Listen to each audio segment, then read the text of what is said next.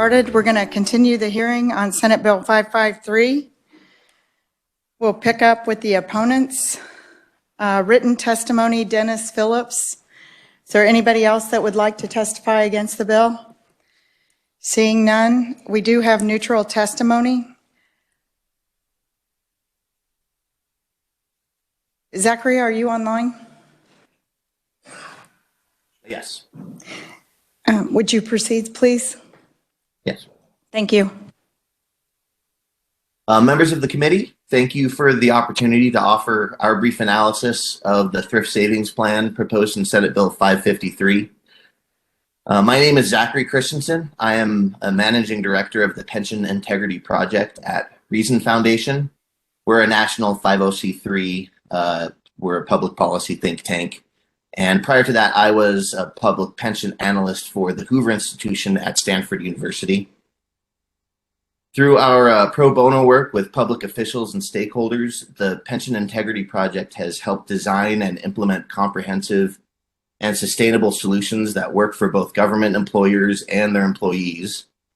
We have played a technical assistance role in over 50 state-level retirement system reforms, and we've helped in states like Texas, Michigan, Arizona, Colorado, South Carolina, and New Mexico. Senate Bill 335 establishes the Kansas Thrift Savings Plan, which would offer a defined contribution or a DC retirement benefit for state employees hired on or after July 1st, 2024. And it should be noted, this bill applies to all CAPERS, all future CAPERS workers, not including, or it excludes firefighters, police, judges, and correctional officers. Since it would become the primary vehicle for providing a secure retirement for most public workers, it is important to assess the proposed thrift saving plan's adequacy and ability to meet the needs of retirees and employers. While decades of experience with public sector DC plans have demonstrated that they can be an effective means to providing adequate retirement income for public workers, not all governmental or even private sector DC plans are the same.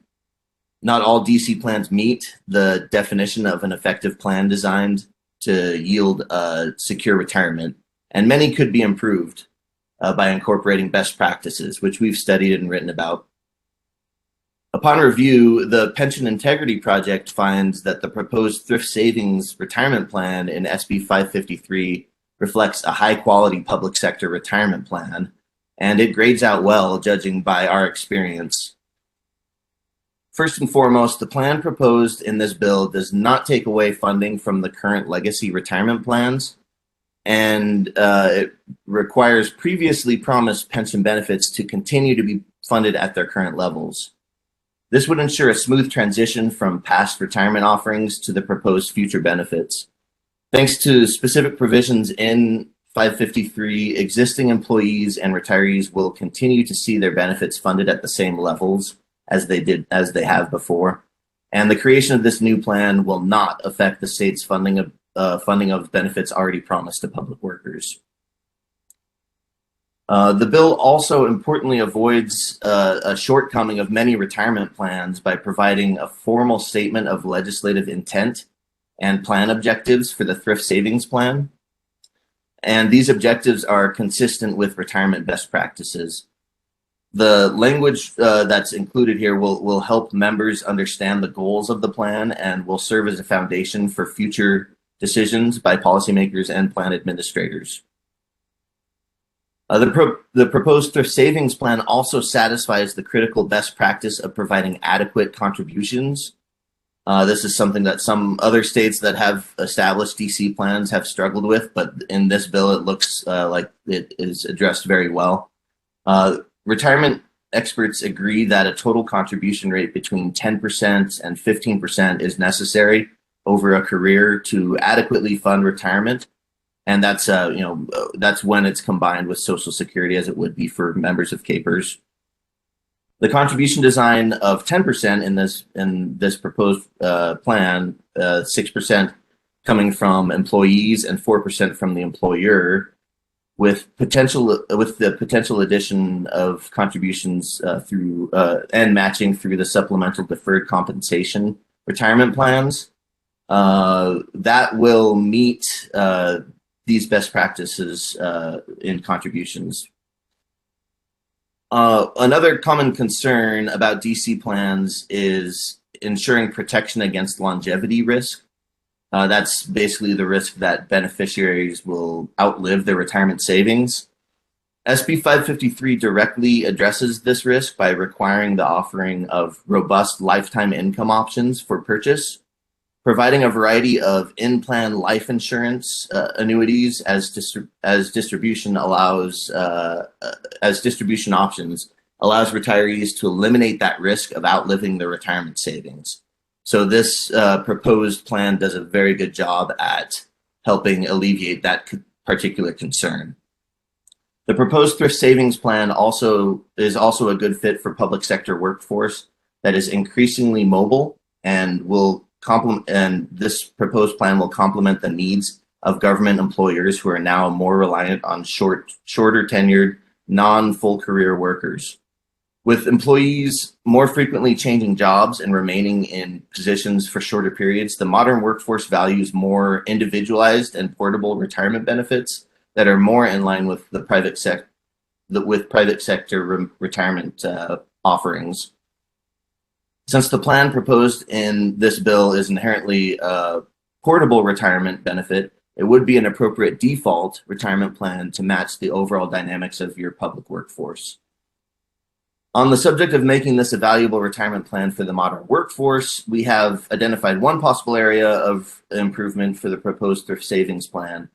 As currently structured, SB 553 would require 5 years of employment before members will be able to vest into the contributions made by the employers. Our experience indicates that this is a vesting period longer than most DC plans, and it may lead to many public employees missing out on a critical part of their compensation. All that said, the Pension Integrity Project finds the plan established in SB 553 to meet the primary objectives of retirement best practices, meaning it would serve its members well while meeting the needs of the state and its employers. We've graded all this out on a score sheet, which we made available to the committee. We would like you to take a look at that, and we appreciate your time. And I'd be happy to answer any questions. Thank you, Zachary. Committee, any questions? Seeing none, I would draw attention to the score sheet. I appreciate you putting that together, Zachary. That visual makes it very nice, and it will be part of the record posted online. So if anybody wants to get access to that. Committee, our next conferee is Alan Conroy. Welcome to the Tax Committee, Alan. Good morning and happy St. Patrick's Day. Feeling lucky today, so we'll see how that holds up. Thank you for the opportunity to be here and to share some thoughts. And maybe just at a high level summary. First, of course, I think we need to a big thank you really to the legislature, policymakers, governors over the last several years in terms of improving the funding soundness of CAPERS. It's been a heavy lift, certainly a priority of policymakers, and that includes, of course, getting to that actuarially required contribution rate. Last 4 years, before that, it's been almost 25 years where it was not made. Of course, the issuance of 2 pension funding bonds, $1 billion and $500 million, certainly helped. And of course, go all the way back to 2012, the creation of the CAPERS 3 plan. So as you look at the funded ratio status of CAPERS, we're currently at about 78%. And of course, with the action of the Senate, and of course, a good investment year last year, and if the full the additional $1 billion come, it would get us to about 85% funded ratio assets to liabilities. Okay, so on to Senate Bill 553, as you heard, of course, this would create that defined contribution plan instead of the defined benefit plan. and I've got some more comments about that, but I think upfront, either plan works. We've seen it in the public sector, we've seen it in the private sector, defined contribution, defined benefit. Either one of those plans work and can help employees meet their retirement needs.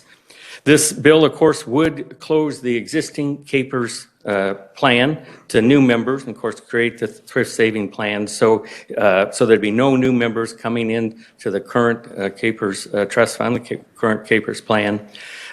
This bill from our outside tax counsel would be acceptable to the IRS. And so that's, in terms of some previous versions through the years, we believe this would pass that hurdle. The IRS is, seems like they're worried about if the individual has an election, and the key to that, if that's permissible from their viewpoint, does the contribution rate stay the same? And so it's 6% under the defined benefit plan, it'd be 6% under the thrift savings plan. So we believe that's the hurdle to get over the IRS. And well, I guess you know more about keeping the IRS happy than I do, but in this committee, but certainly that's a good thing. I mean, ultimately over time, it would impact of course, the KPERS trust fund, the liquidity of it, as people either, of course, no new people would come in, or the existing people would have that option to switch from, the existing plan over and take their assets with them to the new plan. And then there's just some, kind of almost logistical, technical things, of course, that could be worked out at some point. Because KPERS is a trust fund, we couldn't use the resources in the existing KPERS trust fund to start up the thrift savings plan. And so there's, I think, mechanics, perhaps a short-term loan from the general fund that could be reimbursed over time. What would probably be one strong, possibility. And of course, we'd have some administrative costs, but all that can be worked out. And then, according to our actuary, and of course, when you talk to actuaries, there's lots of assumptions that go into their work. But our actuary believes that over time, the thrift savings plan could be more expensive than the existing plan. And that gets you to all those assumptions and whether or not you're comfortable with those assumptions or not. And so we can talk more about that. Just briefly, in terms of, you, the legislators, the legislature is the ultimate plan sponsors of KPERS and the trust fund. The board has fiduciary responsibility. The board has that responsibility in terms of the operation and, investments and doing what's best for the members. But the ultimate plan sponsors from the IRS it's you all, it's the legislature. Since you all decide benefit structure, you all provide the funding, and of course the other KPERS employers do as well. And of course, since we're a governmental plan, we do have to follow those IRS requirements. This bill, of course, is, wouldn't go in effect till July of 2024, so there'd be time to work out the logistics. Of course, again, as we talked about, mandatory for all new employees. Existing ones would have the choice. And I think you have a pretty good sense of the bill. Employees would contribute 6%, as we talked about. They'd have the option to make some additional contributions into a separate deferred comp program. Like at KPERS, we have a KPERS 457. It's all employee. It's a separate trust fund, and we have $1.4 billion in that with those deferred contributions from the employees, all state employees, and we have about 400 employers around the state that have elected to opt into that KPERS 457 plan. So, and we have a third-party administrator that takes care of that, and I think overall that deferred comp program, KPERS 457, is running well, and I think serving the needs of our members. So, the plan, of course, does, as you heard, so employee would contribute 6. There'd be this additional contribution that would start out at 1% additional to help but again, the employee could opt out of that. I think the bill provides it would ratchet up 1% every year till it gets to 10%. If the employee contributes in that optional contributions, then the employer contribution, would there be an additional 0.5 on the first 5%, an additional 0.5 on anything from 5 to 10. And so ultimately the employer contribution then at that level would be 5%. So certainly, there's lots of commitments there.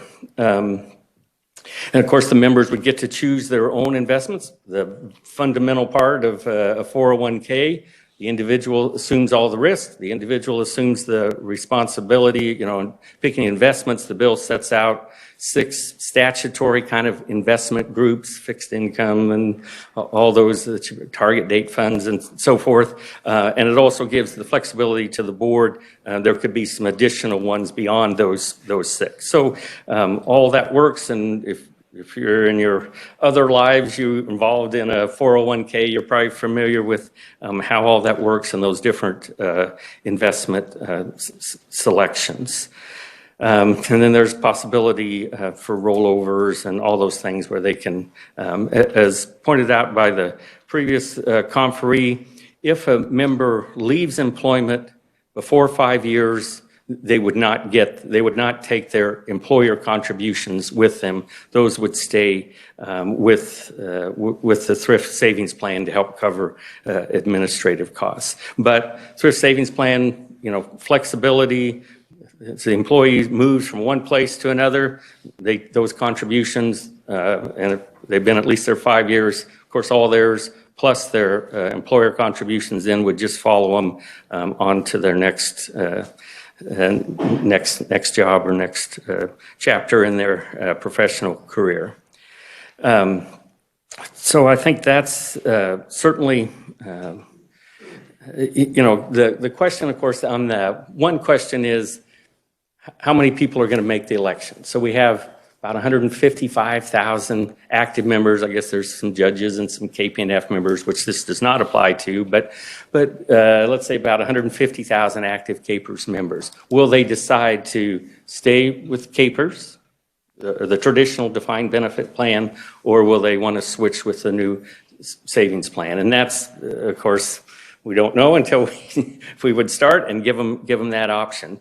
And again, just to maybe remind you, and I hope not to repeat, defined benefit plan, all of the risk is on the employer. And so whatever, if investments are down, the employer's got to pay for it. On defined contribution, all the risk is with the employees. Investments are down, then I think maybe we heard that yesterday, the employee might have to decide to work a little longer, maybe not. But anyway, it's who bears the risk? Defined benefit, it's the employer. Defined contribution, it's the individual. And so, those, how many people will do that? How much of that, because there's provisions in the bill to make that calculation for the existing DB, existing KPERS members, what the value of their account is, and what would get transferred to the to the new plan. So clearly, that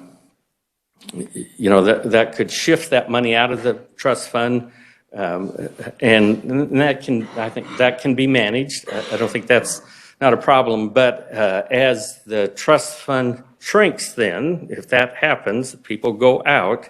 Then in terms of the investment mix within the KPERS portfolio, that would probably change because it's smaller. The liquidity issue would probably come in at some point, and so all of that could, so you might have less in equities, which might mean lower expected returns. But it's an estimate, and of course, who knows, and those of you that probably have a stronger heart than I do, that want to watch the market on a daily basis, I try not to look at it every day, but certainly keep an eye on it. So anyway, so there's all these assumptions. Our actuary, and she has lots of letters behind her name, so she's certified in, all the Society of Actuaries and all those good good things and been with us a long time, and so I think knows the CAPER system very, very well. So this gets to the assumption, and this is probably the very, very key. So Assumptions. Thank you. in 2033, if everything goes as planned, and that would include the half of the income to the trust fund, current trust fund comes from the investment CAPERS investments, the other half from employers, about a third from employers, and the balance from employees. So, and the board's assumed rate of return right now is 7.75%. Certainly puts us up kind of one of the higher ones in the country. The board's currently looking at that, trying to decide whether or not that should be lowered. So that's under review by the board. So, but you make all those assumptions, and of course, when CAPERS really the last big change in 1993, big increase in benefits for active and retired. Lots of things went on in that year. But one of the things that happened by the legislature, they, at the time, created a 40-year amortization period. The mortgage on the house, it's going to be paid off over 40 years. 2033, that debt is supposed to be extinguished.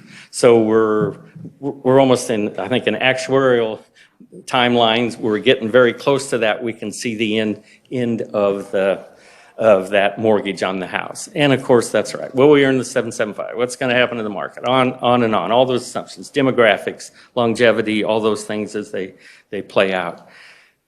But based on the actuarial standards, once that debt is extinguished, the cost for current active CAPERS members is about, for their normal cost, it's called for, so what's the employer contribution for current members that are earning credit and service? It's 1%. And that 13%, the difference is that's all that payment on the unfunded liability. So once the unfunded liability is extinguished, or assuming it is, and that's the goal, we hope, which would get us to 100% funded.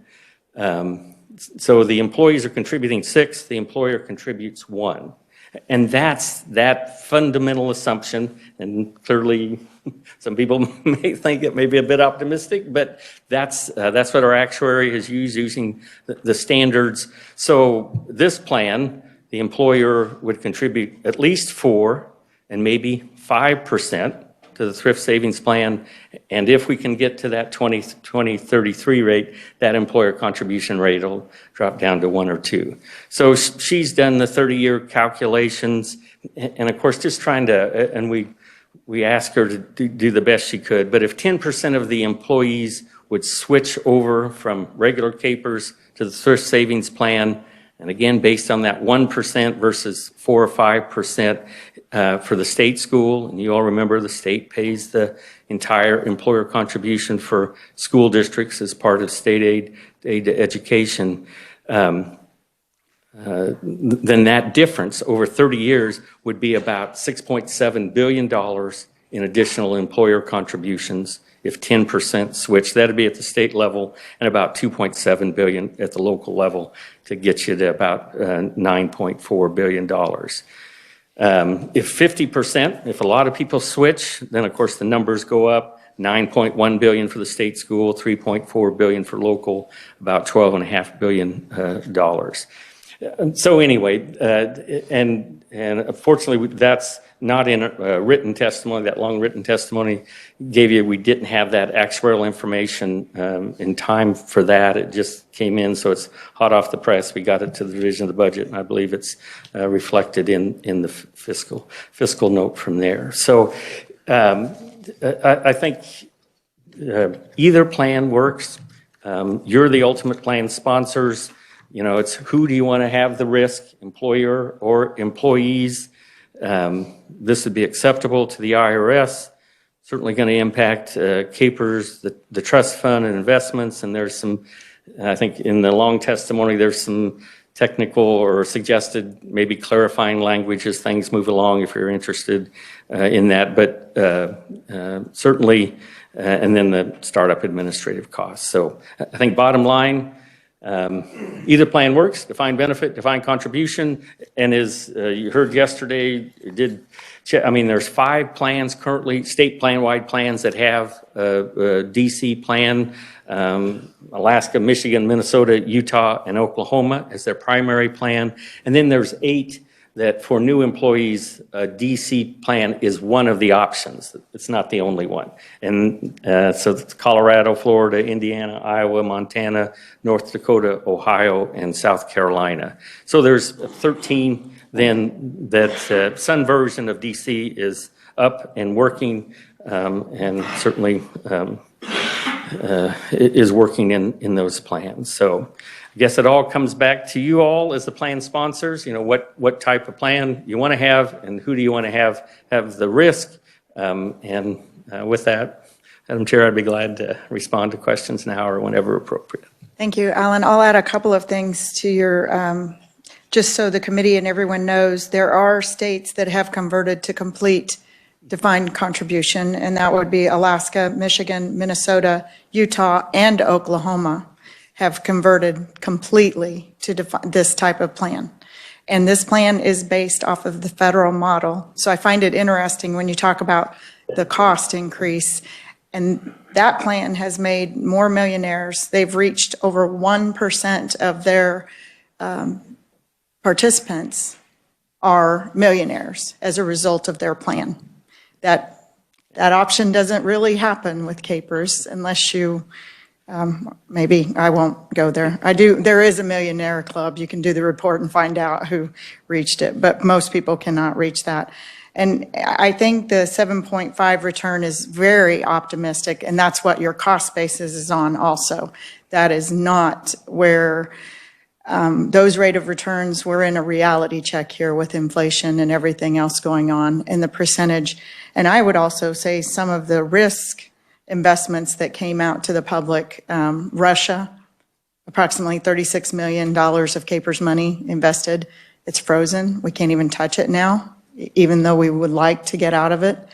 We've got over 100 million from your own testimony in China, in dictatorship companies. Those are high-risk investments. So I think these fiscal notes are very disputable just by looking at the facts. With that, I'll open it up for questions. I do have some other questions for you, but committee, any questions? Senator Kirshen.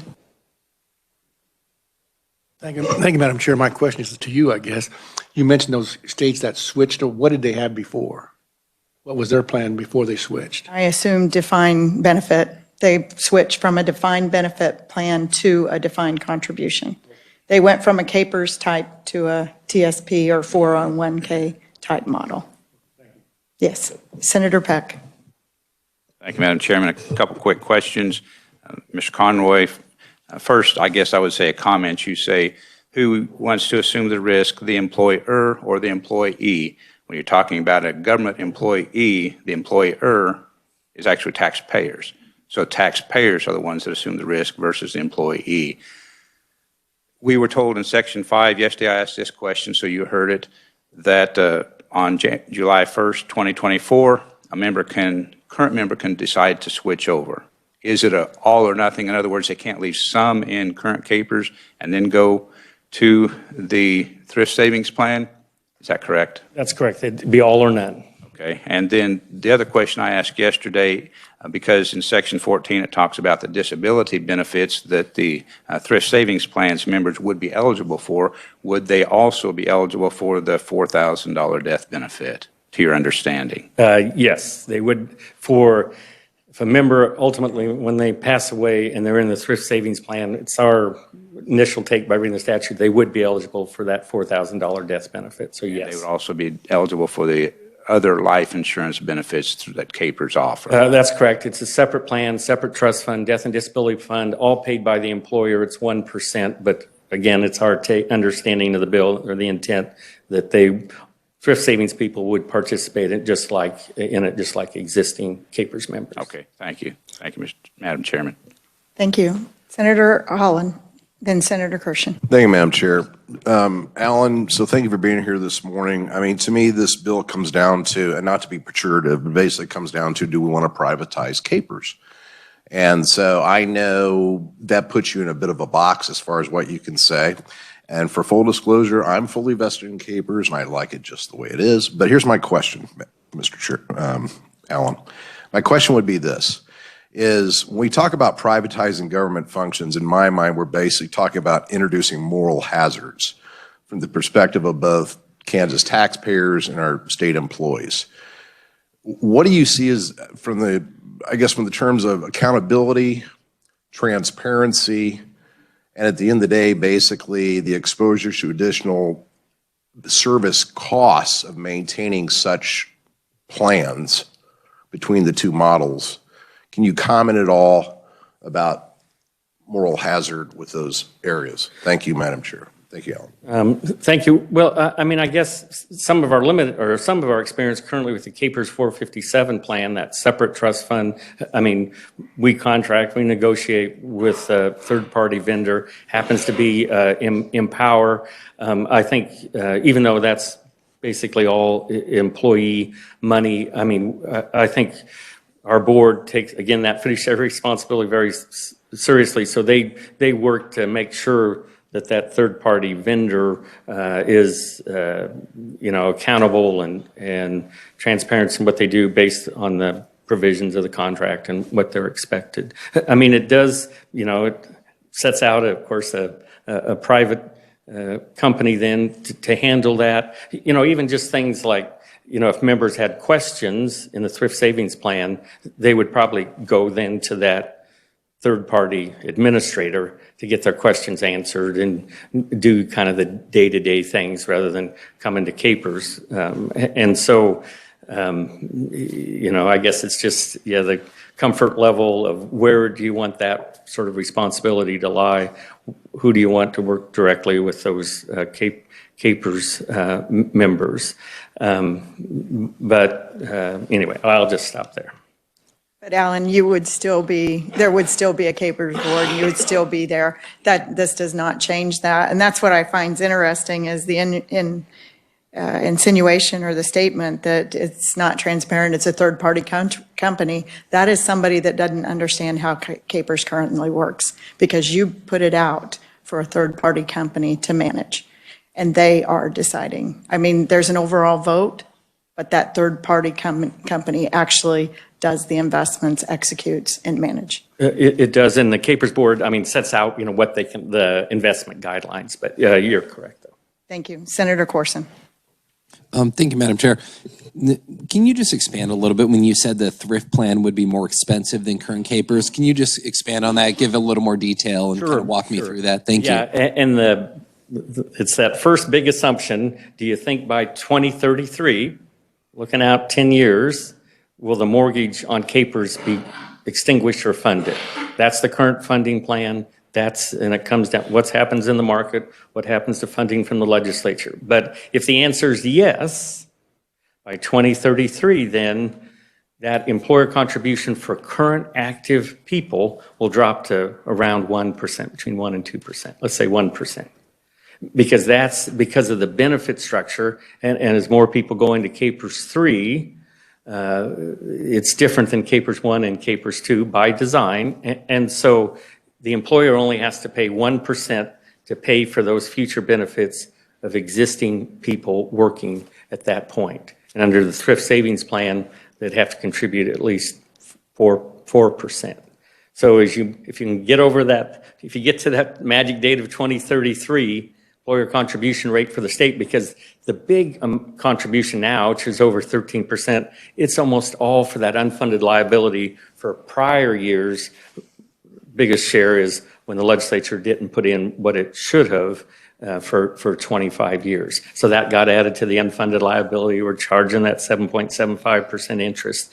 And so that's the big lug on employer contributions. If that debt can be extinguished, then just the normal cost. What does it cost? If I'm a brand new employee and I'm start in 2034, what would the state have to put in to pay for my future benefits? It'd be 1%. Of course, I'd contribute 6%, at least under current provisions of the law. But under the thrift savings plan, the employer in 2034, if I was a brand new employee and I'd go into thrift savings plan, the employer would have to contribute at least the state, at least 4%. And if I add in some more, then up to 5%. Does that help? That's helpful. So, I mean, like Senator Peck said, the employer is really the taxpayer. So, I mean, it sounds like this plan is going to be more expensive for Kansas taxpayers. Going to get you back to that assumption. He's off of the That's right. assumptions. That's right. Yeah, explain to him the assumptions. Those assumptions are pretty hefty for a Well, lot. again, the largest revenue stream in is to the trust fund is investment earnings. And right now it's at 7.75%. And I just like the commercial, future performance doesn't guarantee past performance. But the last 25 years, the Capers Trust Fund's earned 8% or just right around that. So, but anyway, so that's the big revenue stream coming in. Of course, you get into demographics and all those good things. But and collectively, will the will of the legislature continue to pay at that actuarially required rate every year in terms of employer contributions, or does something happen in the budget and demands come, and which happened for those 24 years? The Capers Board, the actuary said it should be here. 24 years, the legislature ultimately decided to contribute here. That difference didn't go away. It just rolled to that unfunded liability where we're currently charging 7.75%. So much, Madam Chair, and thank you. Senator Clays. Thank you, Madam Chair. Maybe an elementary question. So it pays off in 2033, the mortgage. Does that date stay static regardless if the rate of return drops every quarter points, 500 million more dollars added? Does that extend the timeline, or does that extend the amount within the timeline? That amortization schedule, getting to that 2033, is currently a delegated authority by the legislature to the Board of Trustees. And so they have not adjusted that amortization period over that 2033 date. They could, and in fact, our actuary says at some point, because the closer you get to that 2033, because the plug factor is employer contributions. So as the market goes up or down, volatility and employer contributions could go up and down too. And so I think the general recommended thing would be maybe to extend that, because that smooths out that volatility and employer contributions. But answer your question, the board sets it. It's still on that original 40-year amortization period. The board could vote to extend it, particularly to get closer to 2033. But not just extend it, but change the assumed rate of return, correct? Which then would... Yes, both of those were within the board's wheelhouse, and they're currently looking at that 7.75, which they could, they could change it, which then, so if you're going to lower income through the investments, assumed investment returns, then that's going to increase liabilities. Back to your original point. Each quarter percent, they go down is about a half $500 million plus on the unfunded actuarial liability. Which is currently at 6? It's right at $5 billion for state school. Okay. Thank you, Madam Chair. Thank you. Senator Solentrop. Thank you, Madam Chair. Good morning, Alan. Good morning. We talk a lot about the 1%. Once the unfunded liability is extinguished, what's that in dollars? Let's see, it'd probably gets you down to a couple $100 million. I've got a little chart here. See if I think it's.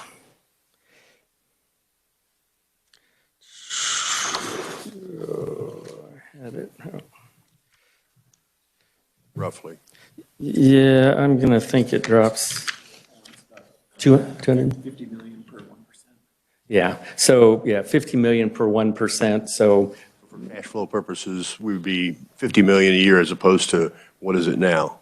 well, you're at least at 700 million, and as the payroll increases, it's going to go up. So, as I've said before, you might want to be in the legislature in 2034, because all of a sudden this $800 or $900 million that's going to the trust fund, if the debt's extinguished, all of a sudden there's going to be $800 or $900 million for other purposes.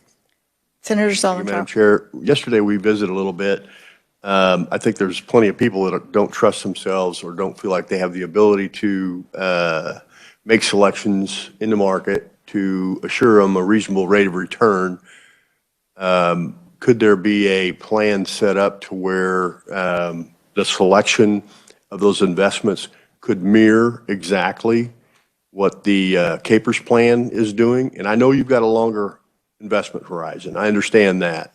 But is that possible that where people could gain some confidence and say, okay, let's just follow the exact same investment model that Capers has? Is that an option? Yes. I think just since we're a large institutional investor, 25 billion and all those good things, we have access that perhaps a individual through a DC plan may have some difficulty getting access. But kind of the overall structure of kind of the investment philosophy, I think there could be an attempt to mirror that as best you could. So real quick, with that idea, then perhaps those investments might see a transition to from a paperwork standpoint, personal ownership as opposed to the Capers plan, but they would be within the same investment strategy, whether they were in Capers or not. So I think you would gain the ability to continue to maintain that favorable investment activity. One other question, if I may. If a person got the rate of return for the last decade that the Capers has provided, and they're in a thrift savings plan, how much more would they have in retirement as opposed to being in the Capers plan itself? Let's say they were 55 and now 65 and ready to retire, and over the last decade, they received a rate of return similar to the portfolio that Caper plan has. How much more would they have in retirement benefits as opposed to their fixed benefits? Yeah, good question. I'm not sure. I think we'd have to work on that. And then probably it comes to what are they going to invest in? I mean, the same investment. Would they be any better off or not? Well, so they're going to get that lump sum when they retire. And there is an annuity provision in the bill if they want to sign up for annuity, or it can just be left in their deferred comp plan, in effect, their thrift savings plan to be paid out appropriately. Yeah, I think, and of course on the defined benefit plan, the benefit is years of service, what's the final average salary, and then the multiplier. So their benefit would be higher because they just worked 10 more years. I guess we just have to do some calculating on that to be able to respond to that. Thank you. Senator Baumgardner. Thank you very much, Madam Chair. Thank you for being here today, Alan. Could you please share with us, when folks went from Capers and rolled in, were in the university system, so did they roll into that from a defined benefit to a defined contribution? What is the university? I believe so. Of course, most of the faculty were already in TIAA craft for one of those, DC plans. Certainly, as you noted, in terms of mobility, if they move institutions over their career, their retirement money, goes with them. Some of the classified staff, so non-faculty staff, most of them have transferred over, and that's right. So they're participating in that. And they've got some options there, but that DC plan as well, and that, as far as I know, I guess we don't have much interaction with them since it's now their own, and they're going through a third-party provider, and I guess that's about all I know on that. Sorry. Okay, thank you. I appreciate it. Thank you. Committee, any other questions?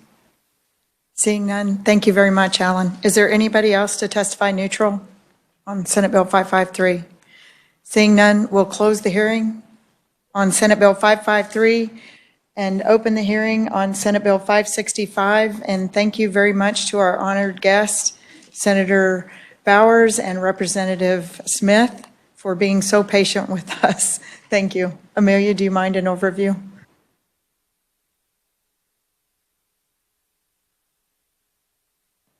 Good morning, Madam Chair, members of the committee. Senate Bill number 565 relates to property taxation and would classify land devoted to agricultural use that is subject to the Federal Grassland Conservation Reserve Program as grassland for purposes of valuation beginning with tax year 2023. Currently, pursuant to state law KSA 79-1476, all land devoted to agricultural use that is subject to the CRP program or the Federal Conservation Reserve Program is currently classified as cultivated dry land for purposes of valuation. This bill would amend the statute to provide an exception for all land devoted to agricultural use that is subject to what is now called the Federal Grassland Conservation Reserve Program, or CRP grasslands, and provide that that land be classified as grassland for purposes of valuation. And the amendment would begin with tax year 2023. Also, just you can note, if you look at the bill also updates the name of the Soil Conservation Service to the Natural Resources Conservation Service, the federal agency. Its name changed a while back, and the bill would take effect from and after publication in the statute book. I'd be happy to stand for questions. Thank you, Amelia. Committee, any questions? Seeing none, thank you. Welcome to the committee. Thank you, Chairman Tyson and committee.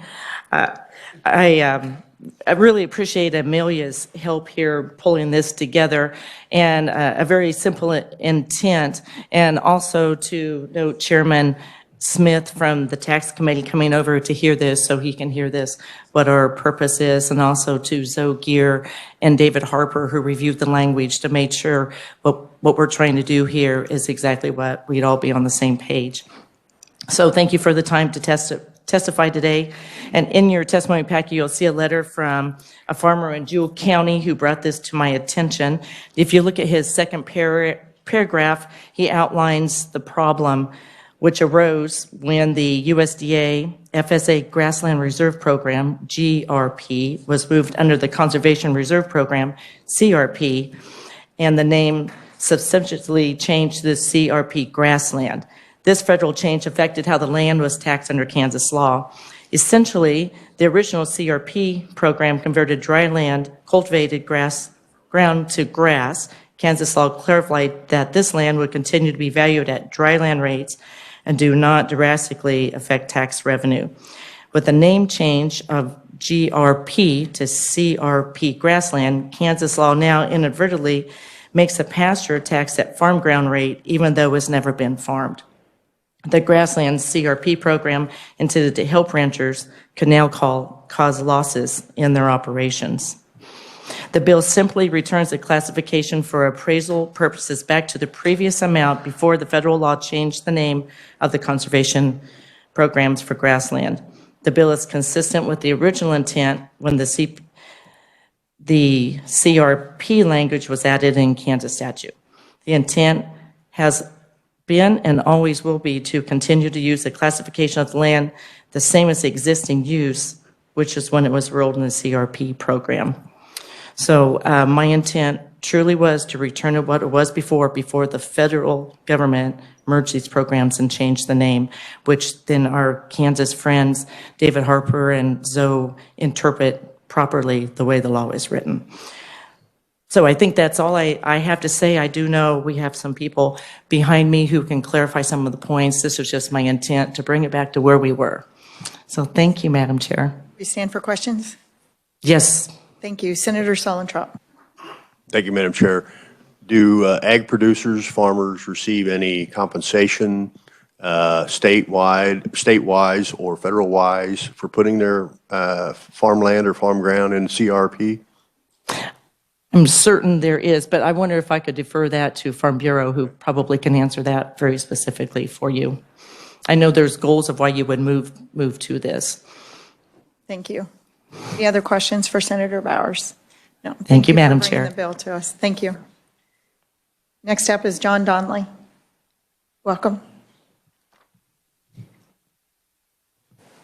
Thank you, Madam Chair and members of the committee. I am John Donnelly here today on behalf of Kansas Farm Bureau.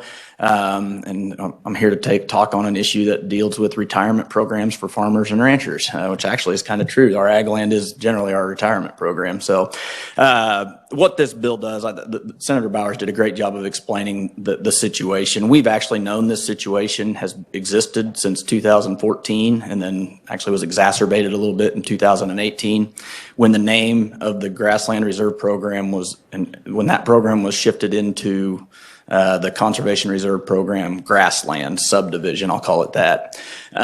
This was done, they were merging conservation programs, trying to streamline some of the stuff within the agency at the federal level.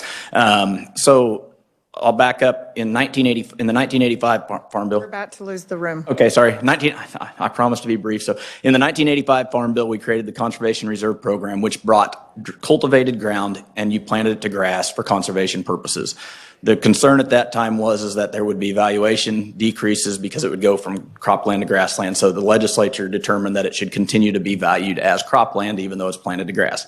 When you put grassland into this, the CRP grassland program is grassland that is being entered into the CRP grassland program, stays as grassland, but you are paid around $15 per acre, I think is the average in the state of Kansas, to adopt certain conservation practices depending on the enrollment contract. So that's the simplified version. I could go on, but I will pause and answer questions. Oh, thank you, John. Did you want to follow up or was your question answered? Okay, Senator Holland.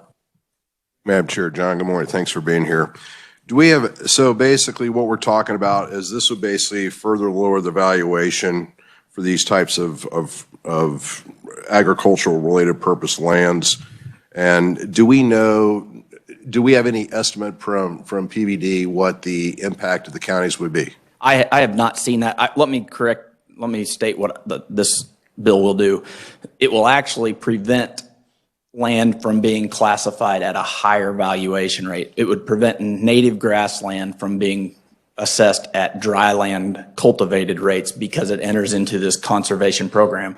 So you could see taxes go up $20 an acre and you're only getting $15 an acre. Basically, there's a perverse incentive to not do conservation. Yes, Madam Chair. Senator Holland. Thank you, Madam Chair. I have a number of questions you followed the conferee on. I mean, my perspective right now is that farmland is undervalued or underassessed anyway. So my point is that I'd like to know how many acres we're talking out there that this impacts. I'd also like to know those owners of that land, how many of them are actually in the area, how many of them are out of state, okay? Because my concern is that once again, this is another example, okay, of where rural Kansas can't pay its bills already because it doesn't have the property valuation in its counties. And so for the life of me, I don't understand why we want to continue to lower those valuations, okay, and put those budgetary restraints or needs back on the state general fund. Thank you, Madam Chair. I'd like to have that data. Thank you. Senator. Yeah, Madam Chair. The acreage that is enrolled in the state of Kansas in the CRP grassland program is 151,503 acres.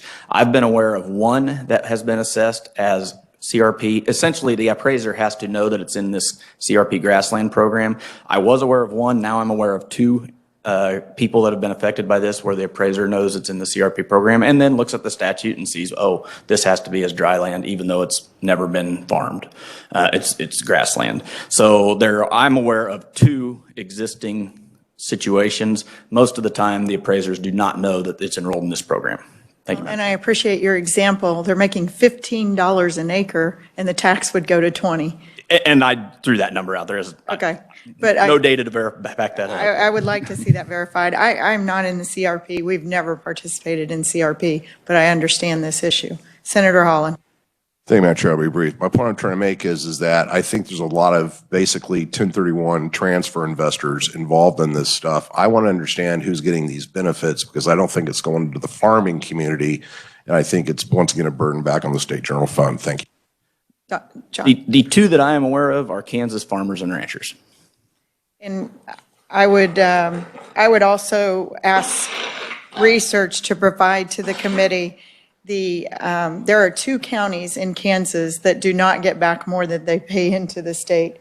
Trego and if I remember, it's Coffee County. Would you get that information so that the senator has a clear picture? Not all rural counties are a drain on the state. Thank you. And we are one big state. We're supposed to be the state of Kansas working together. So thank you, John. Thank you. Thank you. No other questions for John? We have written testimony from Dan Shipman. I would draw your attention to that. Yeah. And committee, we are out of time. We are going to continue working. Are there any other opponents, any opponents on the bill? Seeing none, is there anyone neutral on the bill? Seeing none, we will close the hearing on Senate Bill 565.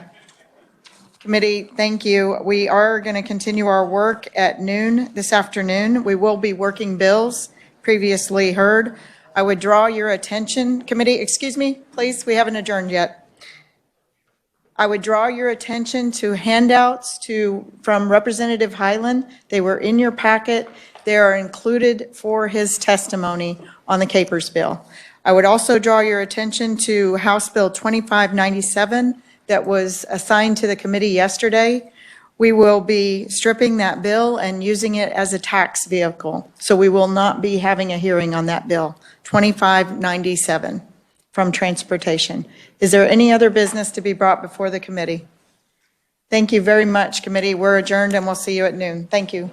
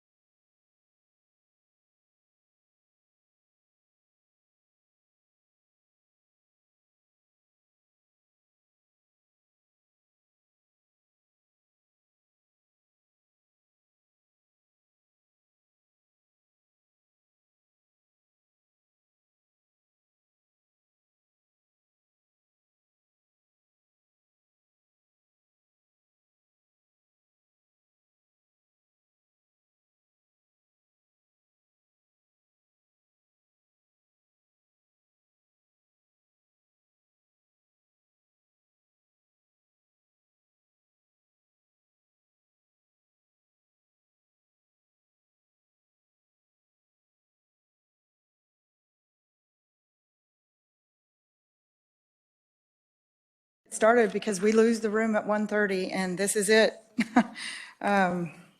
That song, you've heard it all. This is it, right? Okay, let's go ahead and get started. Committee, Senator Peck.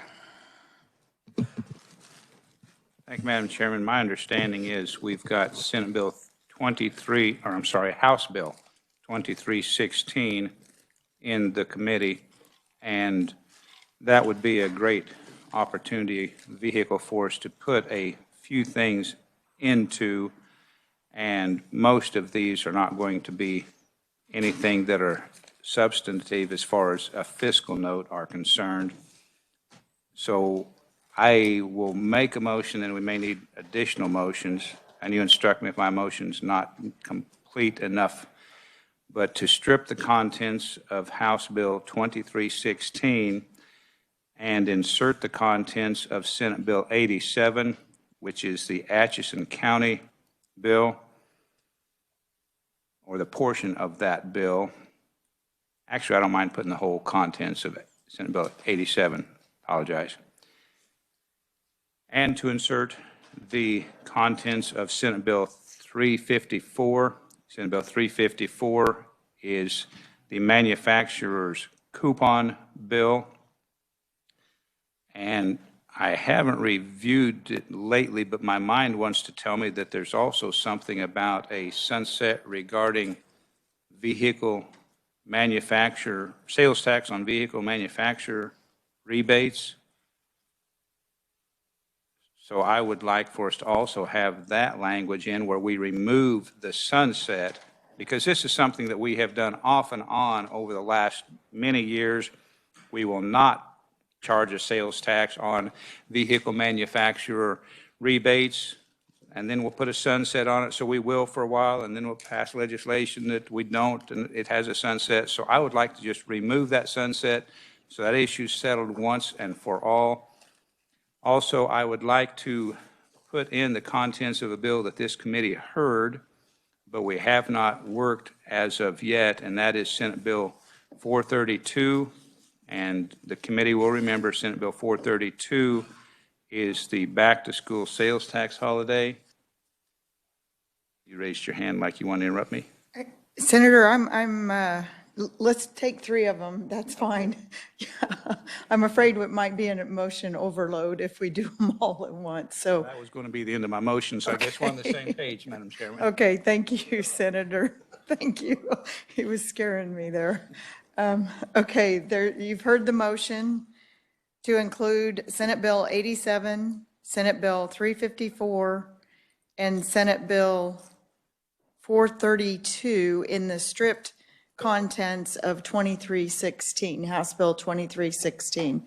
Is there a second? There's second. Okay, is there a second? It's been moved by Senator Peck, seconded by Senator Kirshen. Discussion, Senator Holland.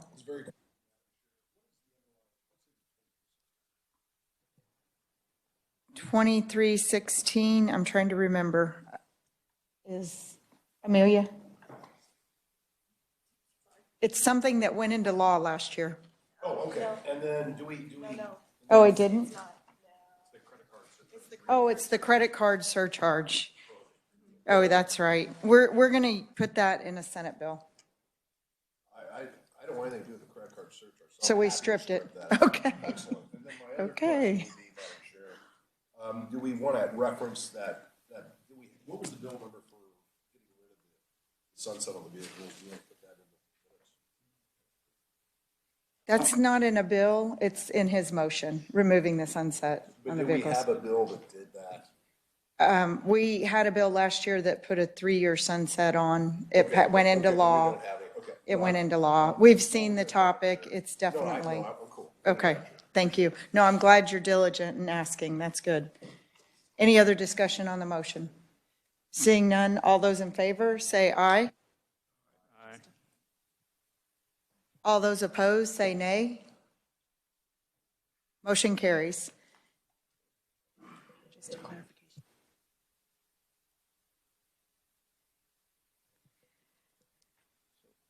Thank you. The contents of 87, just to be clear, is as amended by the committee, not the original bill. Okay. Senator Peck.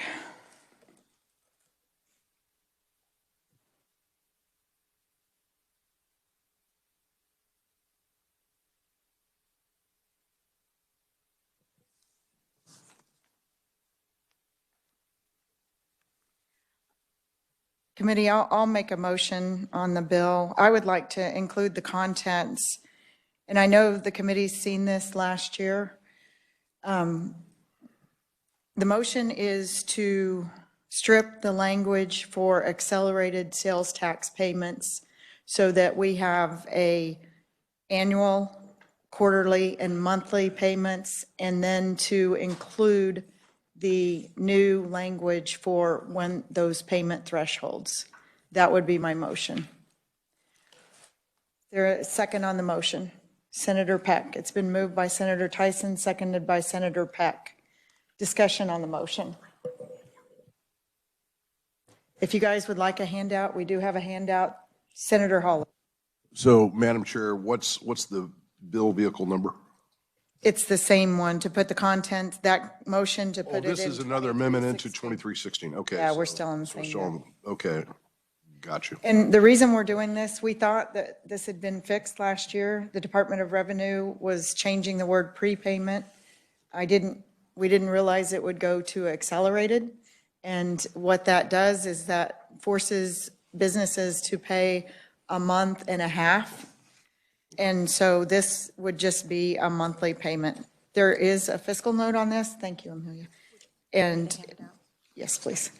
The fiscal note is very confusing to some, but this is the year when we've had an influx of increased revenue to take care of this, because it is a 1-month fiscal note. So vendors would stop paying for 1 month, they would go to the monthly payment, and then we would pick up the payments that are due. It is $180 million. Are there any questions or discussion on the motion? Senator Holland. Madam Chair, I noticed that Department of Revenue is in the audience. Yes. Not to put her on the spot, but could Kathleen approach the bench? Yes, it's unusual when we're working bills, but I would entertain questions to Kathleen if she is willing.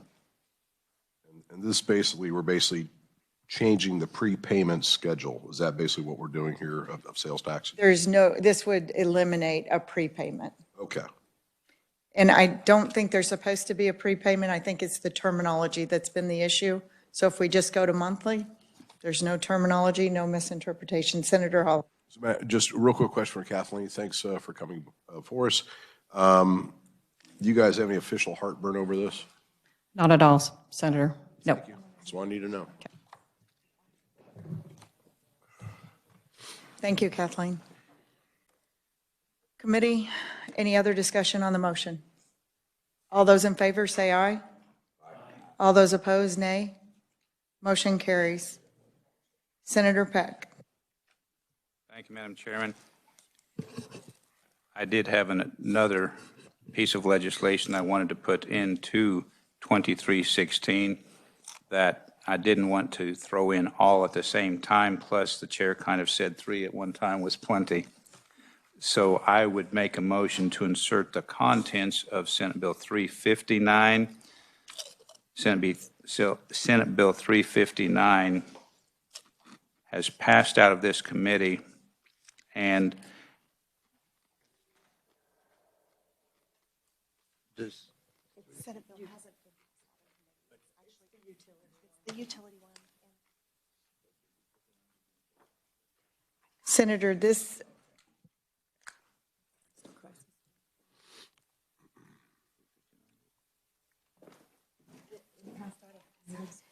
it did pass out of committee in another bill. It was an amendment to another bill, Senator. But we have not passed out 359. Thank you. That's where my confusion. Sometimes keeping all the numbers straight is a little challenge. So I was thinking it had passed out of committee, but it was in a different bill. All right. But I also have a balloon because we want to make certain that we take care of Washburn University in this piece of legislation. So there's a balloon that will be going around or being handed out to allow Washburn to go ahead and charge the sales tax that they need to for their operation.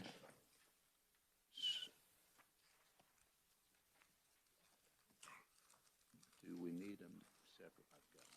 Do we need a separate motion?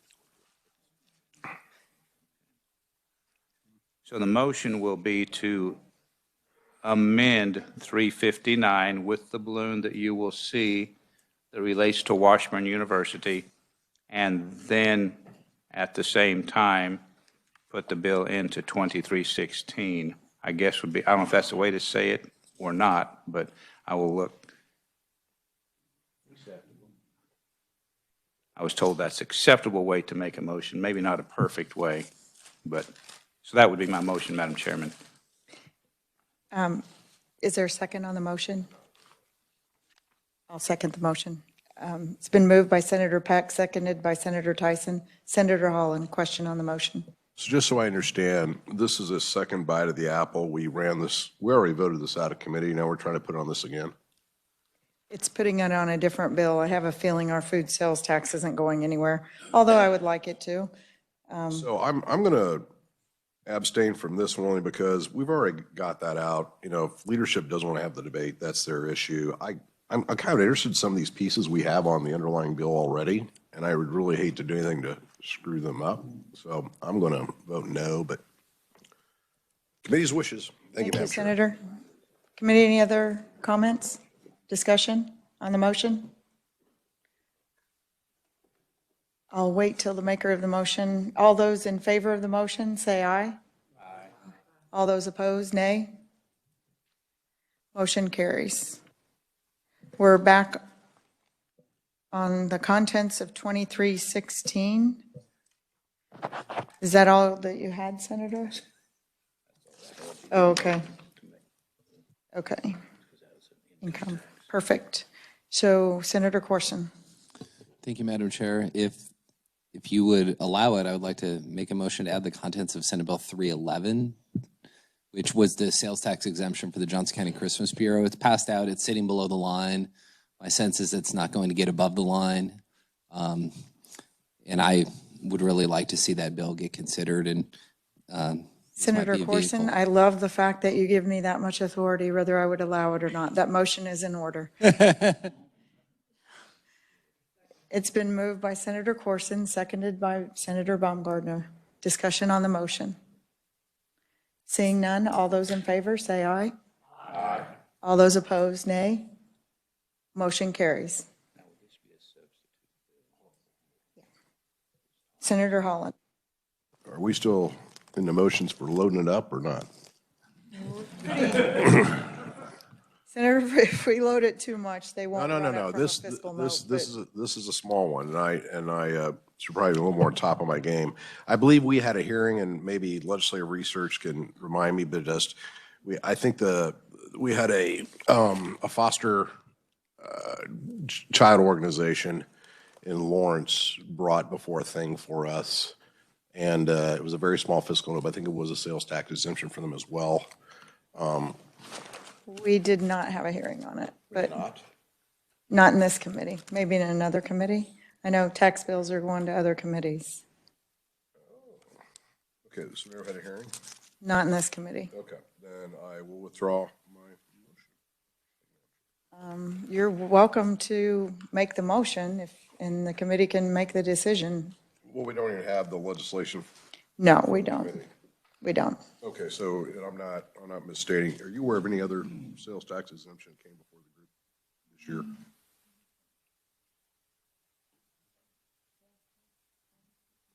Okay. Well, tell you what, Madam Chair, what I will do is I will withdraw my motion. No, Yeah. that was the only thing, right? Senator, I don't think there were any I will other. withdraw my motion and would you guys don't beat me up too bad if I bring something to the floor. And you're welcome to bring it to the committee if you want to wait, or on the floor, we would entertain the motion. Okay. Okay. Thank you. Thank you. So what are your wishes on 2316? Anybody else with small fiscal notes? Senator Peck. Before it gets too large, Madam Chair, I would make a motion to pass Senate. Hold on, back up a second. Okay. This would be to make Senate, or House Bill 2316 a Senate substitute. So I just make the motion to pass out Senate substitute 2316. Keep looking over my shoulder to make certain that I get the motions correct. But my motion would be to pass out Senate substitute for House Bill 2316 and recommend it favorably for passage. Is there a second on the motion? Okay. Yeah, it's Senate substitute for House Bill 2316, passed out as amended favorably for passage, moved by Senator Peck, seconded by Senator Kirshen. Discussion on the motion? Seeing none, all those in favor, say aye. Aye. All those opposed, nay. Motion carries. Thank you. Committee will move on, and I know the ranking senator will like this bill. Senator Peck. Oh, stop. Thank you, Madam Chairman. We have another House bill that I would make a motion to strip the contents of House Bill 2597 and insert the contents of Senate Bill 542, which is basically revenue neutral bill. So that would be the motion. Thank you, Senator. Is there a second on the motion? I'll make the second. Oh, yeah. Senator, would you repeat your motion? Thank you, Madam Chairman. Yes, the motion is to strip the contents of House Bill 2597 and insert the contents of Senate Bill 542. Yeah, right. Senator Holland. Okay, so just so I understand, not to belabor the point, what is in 2597 currently, please? 2597 was a vehicle that was transferred to this committee. It's the one I announced prior. It came to us from transportation, and those contents They have don't been need that handled legislation, elsewhere. That's all. Okay, and okay, and then 542, once again, is this your adjustments to SB 13, or what are we talking about here? Reporting requirements for SB 13. Gotcha. Okay, thank you. Any other discussion on the motion? Seeing none, all those in favor say aye. Aye. All those opposed, nay? Nay. Would you like to be recorded? Okay, motion carries. Senator Kirshen.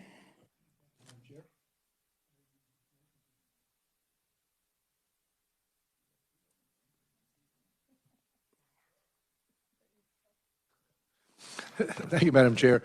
I can't decide which one I will do here. Anyway, I would make a motion that put the contents of Senate Bill 565, that's a CRP bill, into House Bill 2597. And along with that, Senate Bill 554 also into 2597. And Senate Bill 554 is the zoo valuation. Thank you. Is there a second on the motion? Senator Peck. It's been moved by Senator Kirshen, seconded by Senator Peck. Discussion on the motion, Senator Corson. I have an amendment to offer on 554. It was the one that Let's you and I finish, talked dispose about. of this motion, and then we'll deal with your motion. Okay. So discussion on this motion? Senator Holland. Yeah, I want to pose this.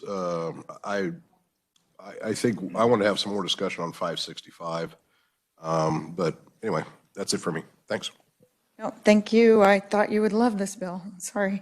So, I'm kidding. Sorry, Senator Corson. Let's dispose of the motion. Any other discussion on the motion? Seeing none, all those in favor say aye. Aye. All those opposed? No. Would you like to be recorded? Okay. Motion carries. Senator Corson. Thank you, Madam Chair. I have an amendment on 554.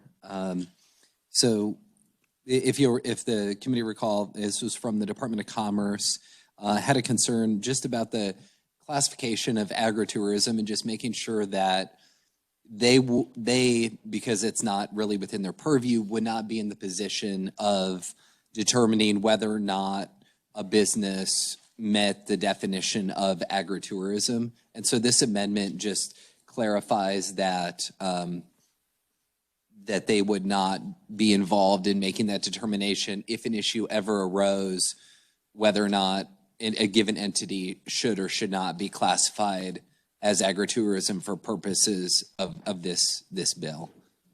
Thank you, Madam Chair. Thank you, Senator Corson. So is that a motion? I would move that we adopt that amendment, yes. It's been moved by Senator Corson, seconded by Senator Peterson. Discussion on the motion. We'll wait till it's handed out so the committee can see. Senator Solentrop. Okay. Senator Holland. Yeah, I want to speak in favor of the Corson Amendment. That was kind of my concern is, to me, that's an organization that's dealing with exotic animals, not domestic to Kansas. And I did not find the comparison to farm wineries growing basically Kansas grapes to be an appropriate comparison. So I like the amendment. Thank you. Any other questions on the amendment? So, Senator, to be clear, instead of the Department of Commerce, it would be back to the Department of Revenue, PVD, making that decision. That's my understanding. That's what this language does in working with Amelia, who helped me prepare it. That was our objective for sure. Okay, great. I just wanted to make sure. Committee, any other discussion? Seeing none, all those in favor of the amendment, say aye. Aye. All those opposed, nay. Motion carries. Senator Solentrop. Thank you, Madam Chair. I have an amendment. When we were discussing this bill, I expressed a little bit of concern about persons, that are taxpayers, and I just wanted to expand that a little bit to any taxpayer's duly authorized representative. Thank you, Senator. Is there a second on the motion? It's been moved by Senator Solentrop, seconded by Senator Peterson. Discussion on the motion. Senator Hall. Very quickly, Madam Chair, could the good senator from Sedgwick just enlighten me a little bit more what the language amendment's trying to do? Senator Solentrop. You just elaborate a little bit more what the amendment does. I'm slow in the uptake here. I'm sorry. It simply indicates, as written, any authorized representative of the property owner. Oh, is this to file a complaint? Correct. Okay.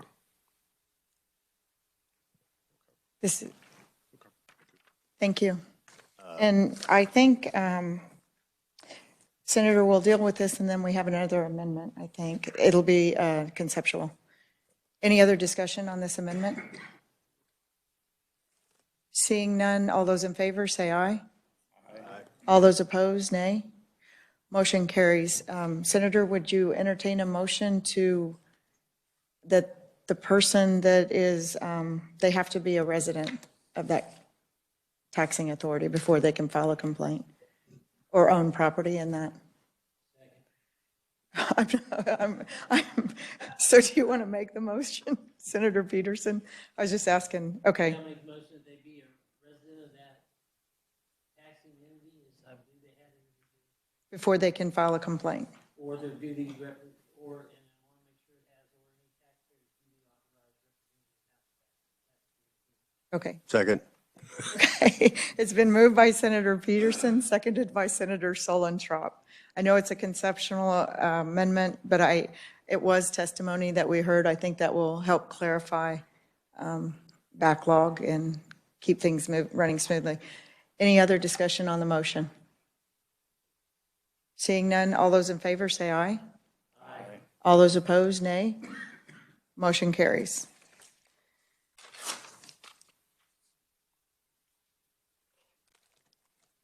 Senator Peck. 433.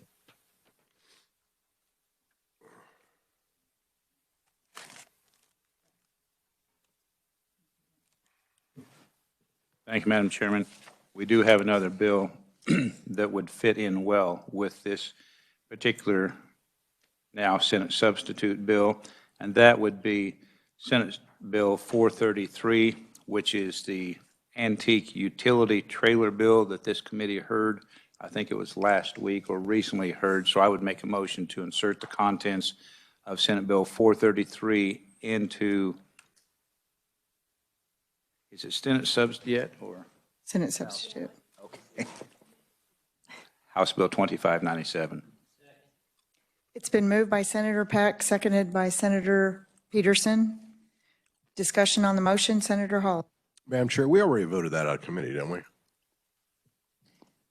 We did, but I'm not sure it's going to come above the line, so we're going to. Okay, I'm going to oppose this. We've already put this out. If we're going to take second bites of the apple, I think we need to look at some other legislation as well. Thank you. Thank you. Any other comments or discussion? Seeing none, all those in favor say aye. Aye. All those opposed, nay. Nay. Would you like to be recorded? Okay, motion carries. So, committee, I've not done this before, but Senate Bill 555, I know we did not have a hearing on it. If you're not comfortable, I won't bring it up. But 555, Senator Solentrop, did you? 555. So what 555 does is currently if you own a golf cart, an ATV, some type of vehicle, and you sell it during the year, you owe property tax on it for the entire year. What Senate Bill 555 would do is you would only owe it for the portion of the year that you own the vehicle on. Amelia has a handout. I would not feel comfortable. I just have the copy of the bill if they want to see. Yeah, could you hand it? Yep. And committee, I understand, I've never done this before, so I completely understand if you do not want to take action today on this, since we have not heard it. I do feel like it's important. We do this with automobiles and trucks. You do not pay property tax for the entire year, and that's what the model language is based after.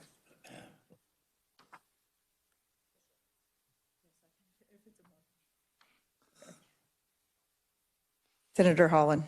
Very quick, I see KDOR here, PVD. From what you're understanding, would this make this consistent with some of our other vehicles that are paying property taxes on or fees? Okay. I like that endorsement, Madam Chair. Well, he wasn't endorsing the bill, to be clear. I'm sorry he wasn't endorsing the bill. He's just not finding a fault with the process today. Thank you. Thank you. Yeah. Would you like to address the committee, David, or? Okay, thank you. Committee, do we have any questions? Seeing none, are we comfortable moving on this committee? If not, we are? Okay. Okay, so it's been moved by Senator Solentrop. Is there a second on the motion? Seconded by Senator Holland. Discussion on the motion. Seeing none, all those in favor say aye. Aye. All those opposed, nay. Motion carries. Committee, I'm not going to do this to you, but I am looking at language, and if I can get it in time on the floor, there are programs that protect people's property from identity theft with their register of deeds. I'll make sure that you have it in advance if I do bring it. We just ran out of time this year, so. Senator Peck. Thank you, Madam Chairman. I want to make sure I get this motion right. So we What would be the motion?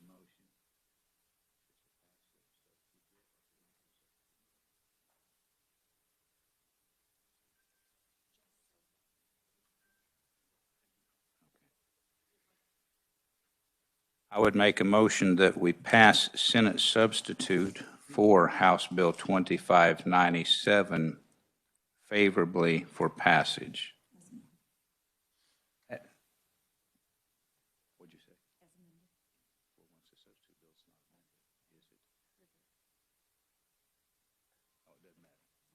The chair is always right, so I will not. I was told either way that you or I make it, we're good to go. But thank you, Madam Chairman. So you've heard the motion. Is there a second on the motion? It's been moved moved by Senator Peck, seconded by Senator Kirshen. Discussion on the motion. Senator Peterson. Yeah, Senate Bill 555, was that the one we just put in and thought it was the ATV bill? Sorry. It's supposed to be. I thought it's 555 was the one on the solid waste tipping fees. Ooh, then we need to make sure we have the right bill number. This is,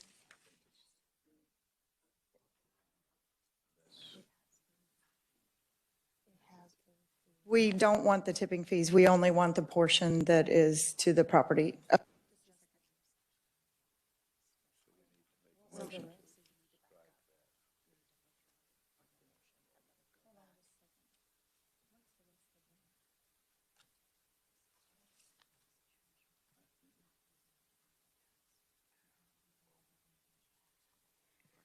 Actually, this is my portion of the bill. I'm sorry, you guys, a reminder.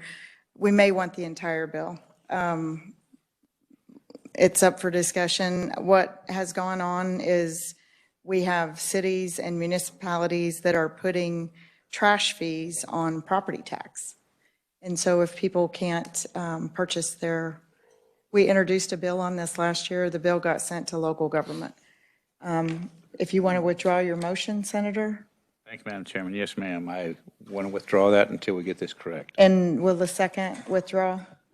Okay, thank you. You guys, let's just delete it's up to the maker of the motion. Do you want the entire contents of Senate Bill 555, or do you want just the portion on the property tax on the vehicles? Madam Chair, let's just leave it to the portion of the property tax on the vehicles. That makes sense. Thank you, Senator. So your motion stands correct and second, and the approval stands correct. So the motion is just that portion. Yeah. Okay. So we're back to Senator Peck for his motion. We're clarified.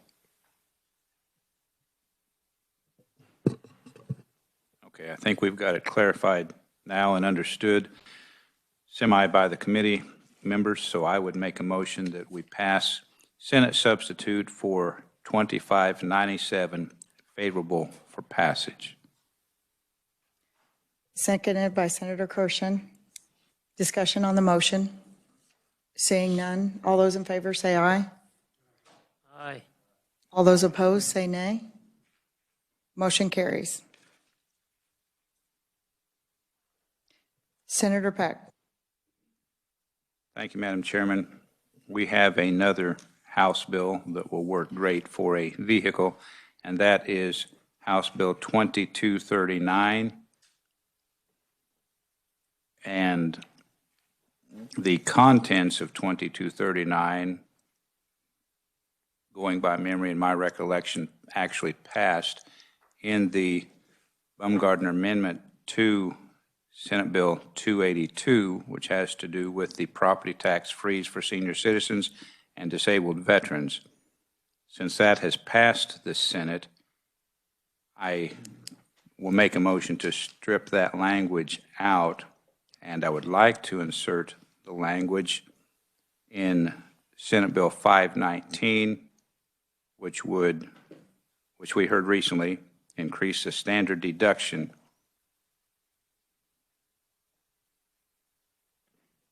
By 10%.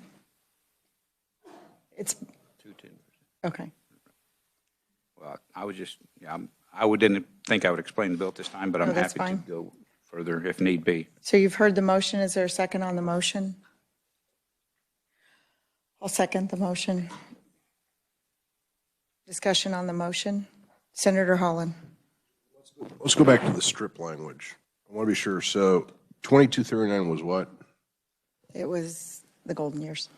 From last year? Okay, and we're waxing that. We weren't going to until you made the comment about, since we've passed it out once, we don't need to pass it again.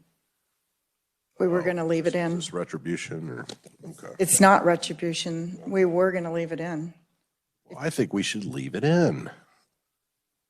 So I'd like to make a substitute motion that we Senator- leave it in. Senator, a substitute motion is not in order. Well, it is in order, but I'm not going to entertain it because Okay. I'm going to ask the second and the maker of the motion if they will consider withdrawing and then changing your motion to keep the contents in. Senator Peck. Thank you, Boy, Madam. what a double standard. Thank you.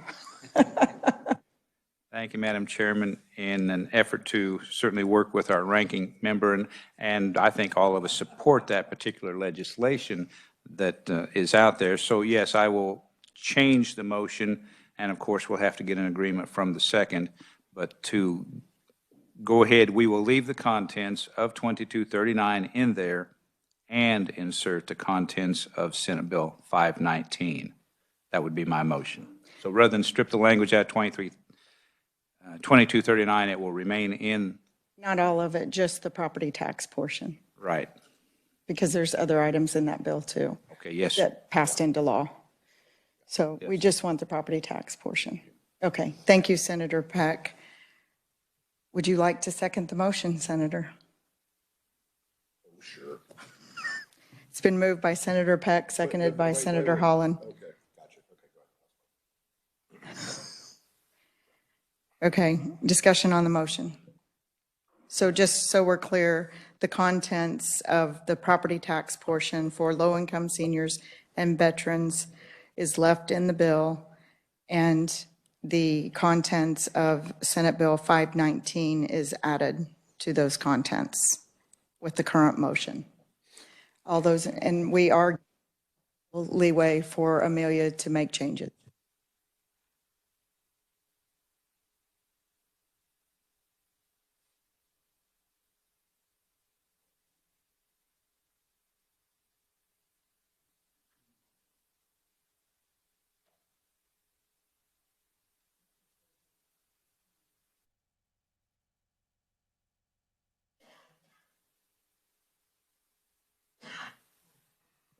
So just to be clear, I misspoke. The contents of 519 is not 10%. It's actually a higher percentage. Committee, are we okay on the motion?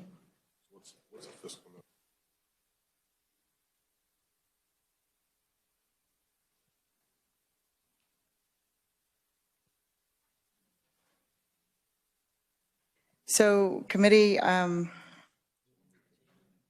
think the maker of the motion would like to withdraw his motion. Would the second withdraw? Certainly. Thank you. Will you restate your motion? Thank you, Madam Chairman. Yes, I would make a motion that we add to House Bill 2239 the contents of Senate Bill 519, but reduce the percentage because in the bill as written, the deduction is 25%. Reduce the 25% down to 10% in 519 and add it into 2239. And, Go ahead. okay. I was going to say, part of that motion is what I'd already talked about. As far as leaving the contents of 2239, it would just leave the contents of the property tax for senior citizens and disabled veterans. Perfect, thank you. And so the motion's been made. Is there a second? Second. Senator Peterson. It's been moved by Senator Peck, seconded by Senator Peterson. Discussion on the motion. I would let the committee know that the standard deduction at 10% is approximately $78 million fiscal note. Any other discussion? Seeing none, all those in favor say aye. Aye. All those opposed, nay. Motion carries. Senator Solentrop. Thank you, Madam Chair. I'd like to take a look at Senate Bill 565. Open that bill and delete the contents and insert Senate Bill 328 into that bill. Would you restate the motion? I'm sorry. I'd like to delete the contents of Senate Bill 565. Actually, Senator, would you mind if we wait on that one? We'll come back to that. Let's finish up on House Bill 2239. I'm trying to read three things at once. Sorry, guys. Okay, so I think you had a motion on 495, SALT and NOL. Okay, staying on Senate Bill 495, I'd like to strip everything out of 2239, House Bill 2239, except the contents of the property tax freeze. Senator, we're on the SALT and the NOL. Yeah.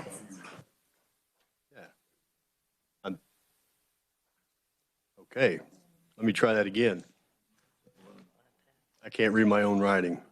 Or mine. I'd like to make a motion to insert the contents of Senate Bill 495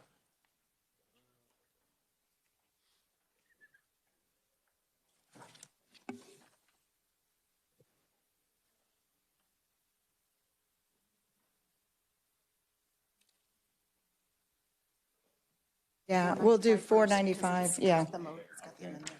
So that's the motion, is to insert the contents of 495.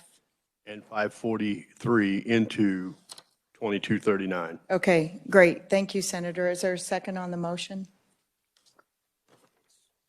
Okay, it's been moved. Thank you. Senator Solentrop, it's been moved to insert the contents of 495 and forget the other number you said. 543. 543 into the contents of 2269. 39. Where are we at? I'm sorry, guys. 2239. I apologize, guys. Okay, there we are. And it's been moved by Senator Solentrop, seconded by Senator Gershon. Now, discussion on the motion. Senator Holland. Thank you, Madam Chair. So what is 543 again? 543 was the net operating loss that Is this the thing we always traded over here for the small businesses, or which one is this one? we had a hearing on it. Yes, it was small businesses. What was the fiscal note on that one? Well, This was pretty small, isn't it? I mean, yeah, I mean, it's like 10 or something like that. I mean, it's no biggie. that's what I saw. But Oh, okay, that's fine. Okay. Thank you, Madam Chair. thank you. Senator Peterson. Thank you, Madam Chair. This 495 that was handed out has the red lines in it. Is that the bill that we're inserting into this one?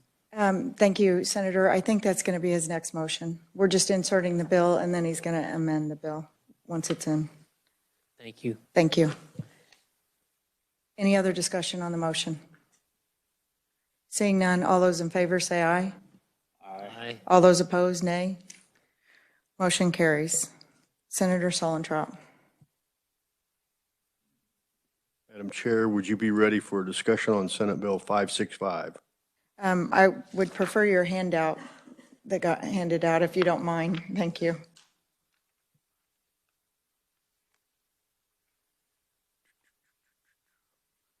And it's my understanding there are two handouts for this bill.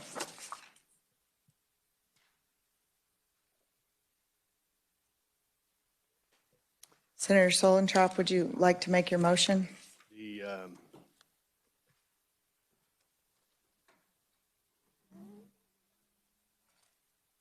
Well, I thought that we just did that.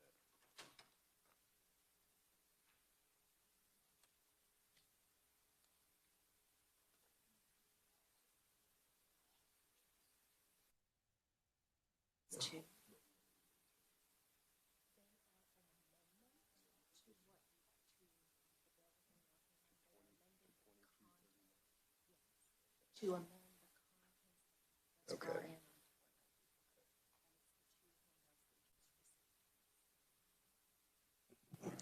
Hey, Madam Chair, you would have just received two handouts, which is Senate Bill 495.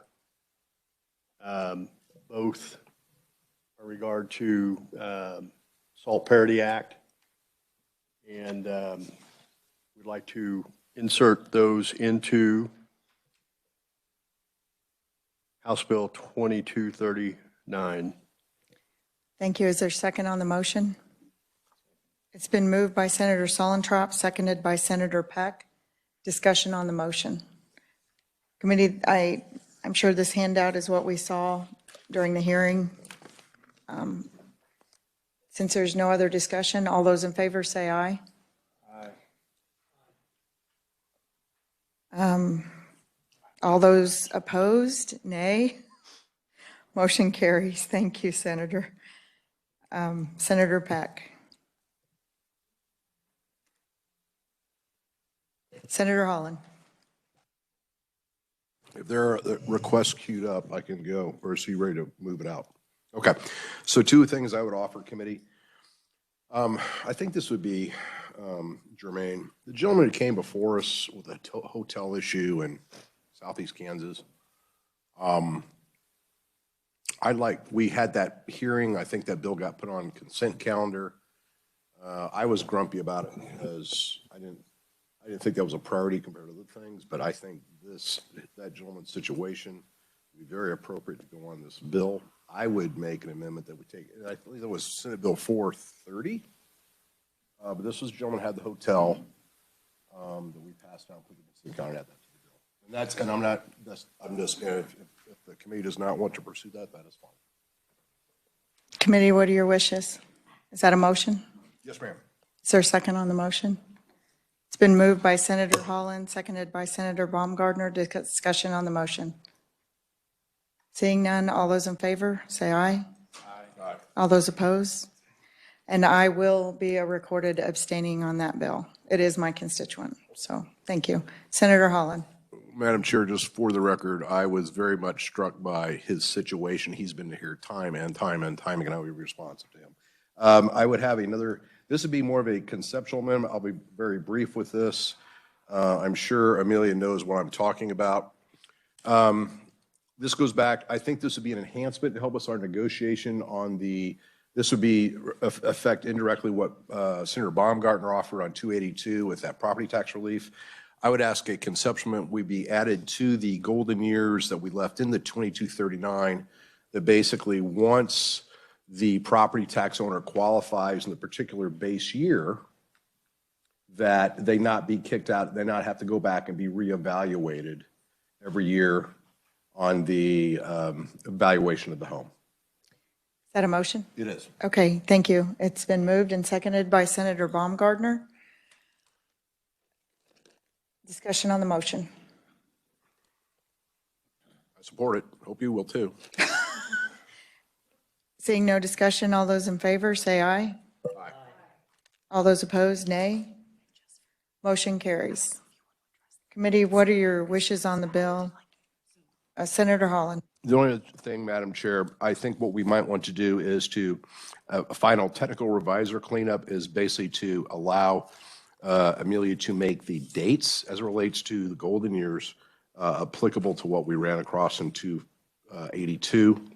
Otherwise, we get into retroactive situations where they'll give KDOR. Senator, I think that's implied, but if you want to withdraw your motion in the second, we can restate. Okay, so if it's implied, I will back out. Thank you. I think it's implied in the motion. You guys, let's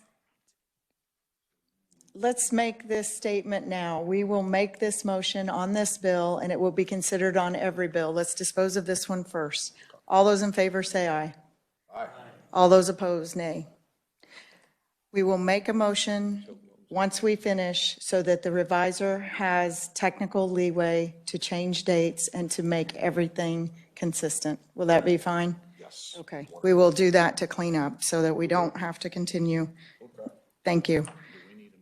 We need it to kick it out. Thank you. Thank you, Madam Chairman. I would move that the Senate Assessment and Taxation Committee pass out Senate substitute Is it a substitute? This one's all.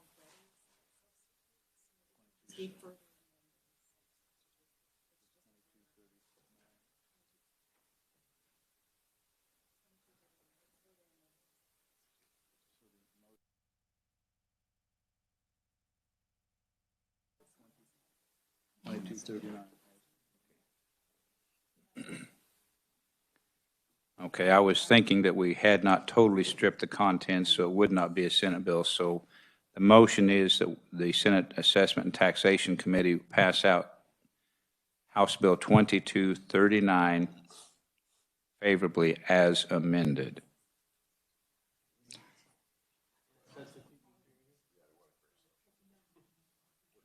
We'll give her the leeway, yeah. You want me to use the word substitute or make a However you motion want. to make a substitute bill? All right, I'm going to back up. I think it would be simpler and cleaner for everyone if we made a motion to create Senate substitute for House Bill 2239.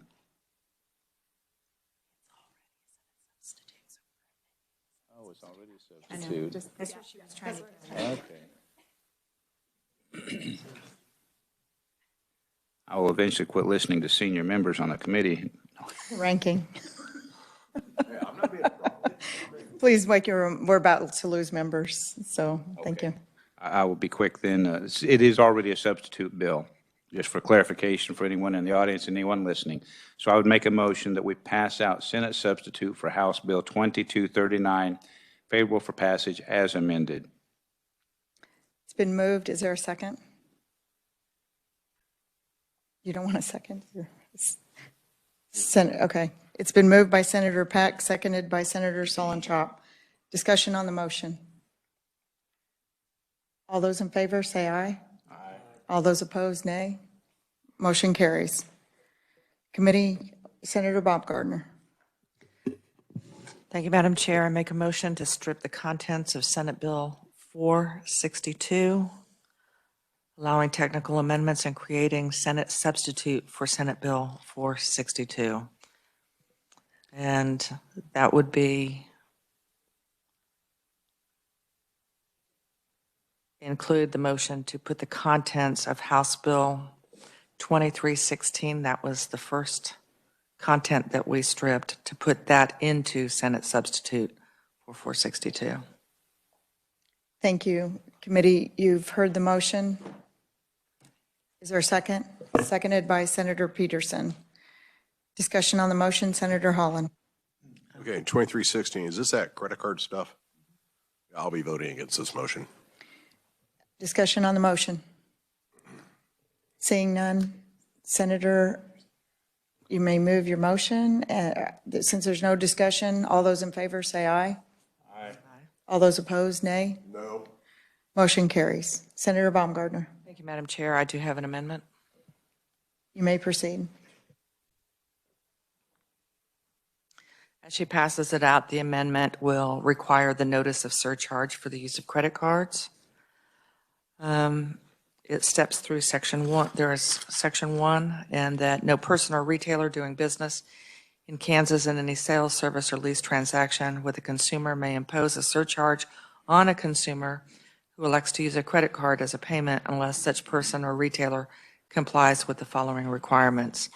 And it steps through those requirements, including item D, that the notice required by this section shall be prominently and conspicuously posted at the required locations in a minimum 16-point font. And if you're wondering what that looks like, if you simply look at our agenda from earlier today, the header would be a 16-point font. Is there a second on the motion? Senator, it's been moved by Senator Baumgartner, seconded by Senator Pack. Discussion on the motion. Seeing none, all those in favor say aye. Aye. All those opposed, no. Motion carries. Senator Solentrop. Thank you, Madam Chair. I'd like to amend this as well. This is not something I have prepared, but it's relatively simple to understand. There are others other than private sector businesses that accept credit cards. So I'd like to include all entities accepting credit cards are under the subject of these notice requirements. It's as simple as that. Let me restate that. There are other entities other than private sector businesses that do accept credit cards. And I'd like to add that all entities accepting credit cards are subject to these same notice requirements that the private sector is. You've heard the motion. Is there a second? It's been moved by Senator Solentrop, seconded by Senator Peterson. Discussion on the motion.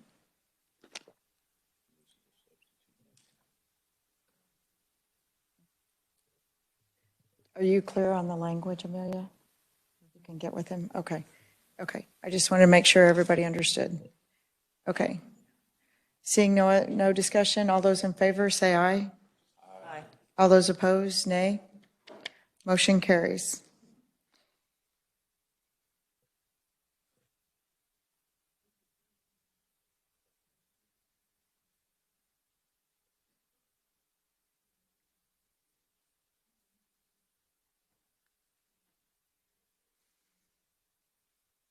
Okay.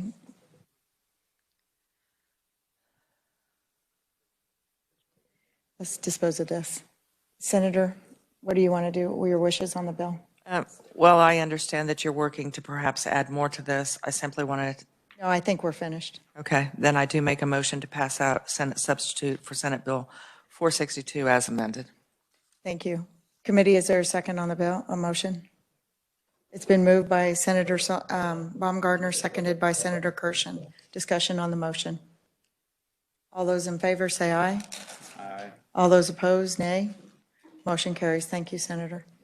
And Madam Chair, I'm sorry, but I have a longstanding appointment, and then I have my next committee meeting. Understand, and thank you for your work. Thank you. Committee will turn our attention to Senate Bill 514, the museum bill.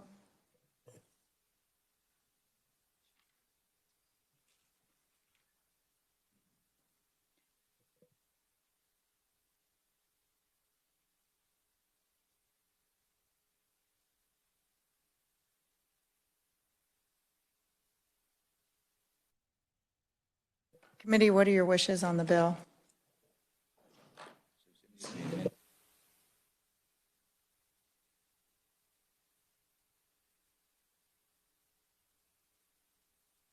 Senator Peck.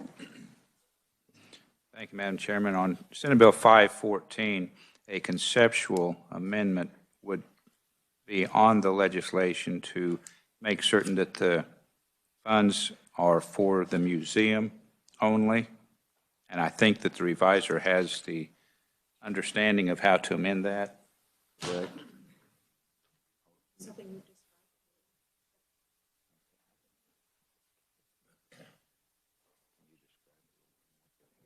Thank you. The description would be from testimony that the money, the donations would go to the museum directly, not to the Historical Society, would not impact those funds. Mm-hmm. Senator Peck. Thank you, Madam Chairman. For a little more clarification, this is the checkoff bill. That would be correct. The museum checkoff. Is there a second on the motion? I'll second it. It's been moved by Senator Peck, seconded by Senator Tyson. Discussion on the motion? Seeing none, all those in favor say aye. Aye. All those opposed, nay. Motion carries. Oh, I thought you did. Yep. Senator Peck. Thank you, Madam Chairman. I would move that the Senate Assessment and Taxation Committee pass out favorably as amended Senate Bill 514 and recommend it favorably. I think I said that. That's good. Moved by Senator Peck, seconded by Senator Tyson. Discussion on the motion. Seeing none, all those in favor say aye. Aye. All those opposed, nay. Motion carries. Senator Solentrop, would you like to entertain Senate Bill 556?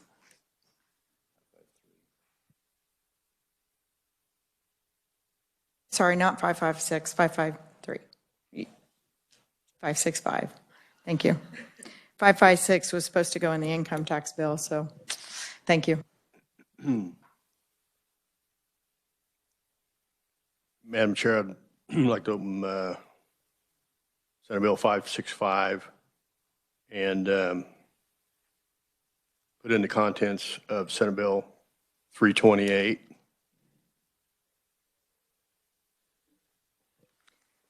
There's a motion before us. Is there a discussion on the motion? It's been moved by Senator Solentrop, seconded by Senator Clays. Discussion, Senator Holland. Does this involve 565?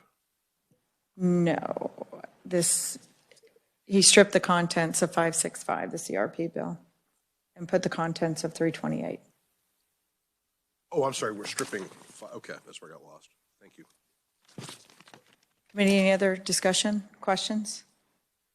28. Seeing none, all those in favor of the motion, say aye. Aye. All those opposed, nay. Motion carries. Senator Solentrop.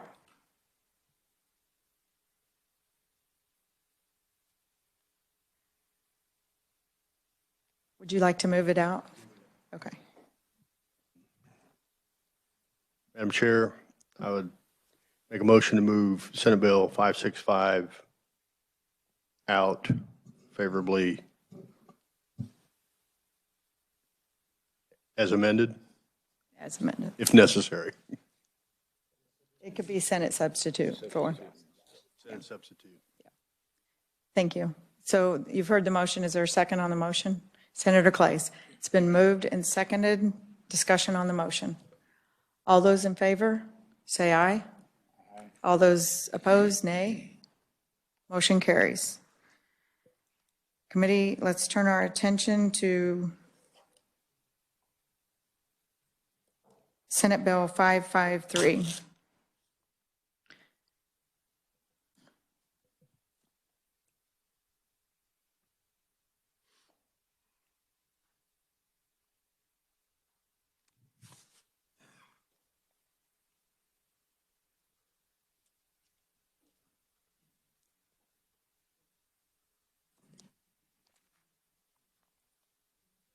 Senator Solentrop.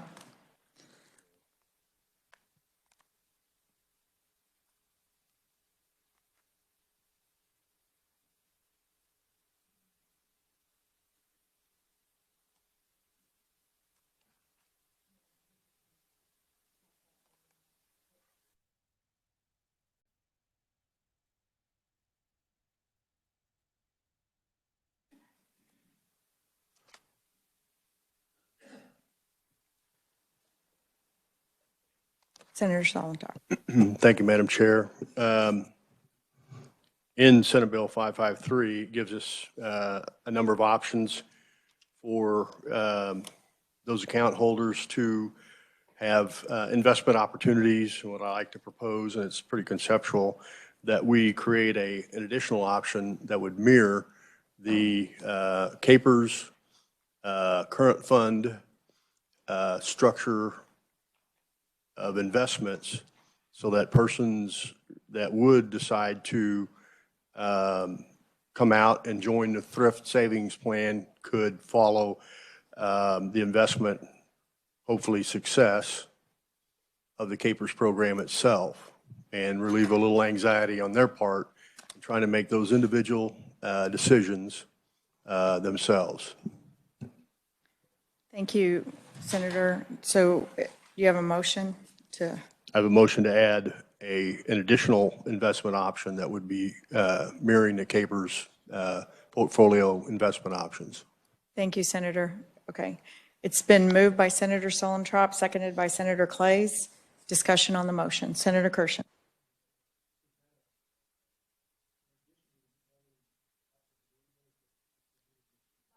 Senator Solentrop. Yeah, you want to use it? It'd be an additional option, correct. It's an additional option. Nobody's joined anything yet. They've just, this is an option to discuss, to promote. Or is this, are you Yes. offering another option for just to take that solely? This, if you join the thrift plan, this would be an option on how to disperse your investments in that portfolio. Similar similar to or exact to what the Capers investment portfolio is. Thank you, committee. Any other discussion? Senator Clay. Thank you, Madam Chair. Just to be clear, so what you're essentially creating is like a Capers index fund. That's what you're attempting to create here. Yeah, sounds like a good idea. Thank you, Madam Chair. Senator Solentrop. Yes. Could use that language, exactly, yes. Thank you. Any other discussion on the motion? Seeing none, all those in favor, say aye. Aye. All those opposed, nay. Motion carries. Senator Solentrop.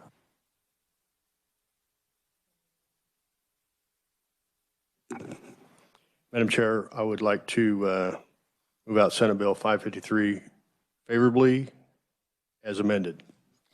Is there a second on the motion?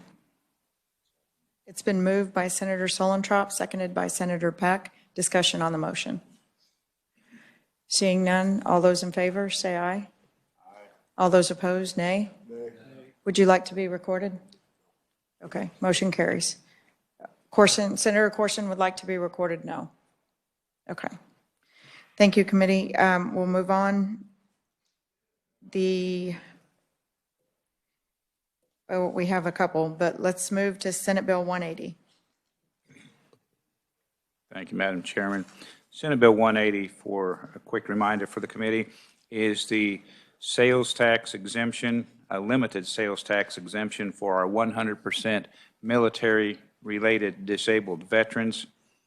And we have had several discussions with the Department of Revenue on how to administer that, and my understanding is they can administer that program, and we do need to amend the date. I believe would be the only amendment that needs to be added. Correct. On 180. Did you want to include those?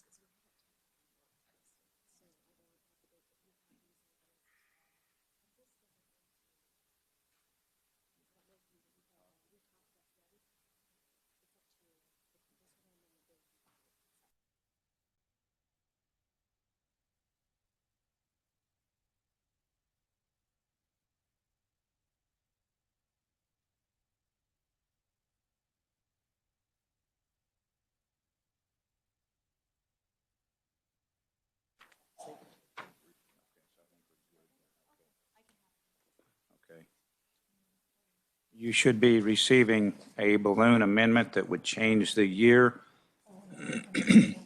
clarifying language to make certain that a surviving spouse or a person who is eligible to be a caregiver for this disabled veteran can also use this card, and it gives instructions to the Department of Revenue that they provide a driver's license size card rather than a full sheet of paper for the disabled vet or spouse to carry around with them. And so that is primarily what the balloon does. So, Madam Chairman, I would move that we amend Senate Bill 180 with the balloon amendment that is being passed around.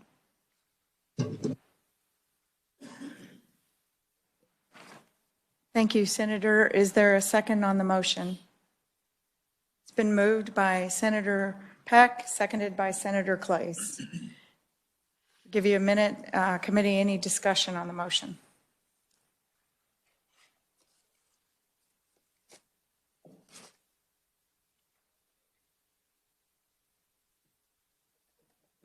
Any discussion on the motion? Seeing none, all those in favor, say aye. Aye. All those opposed, nay. Motion carries. Senator Peck. Thank you, Madam Chairman. I would move that the Senate Assessment and Taxation Committee pass out Senate Bill 180, favorable for passage as amended. You second on the motion, Senator Solentrop. It's been moved and seconded. Discussion on the motion. Seeing none, all those in favor say aye. Aye. All those opposed, nay. Motion carries. Committee, I'll turn your attention to Senate Bill 374.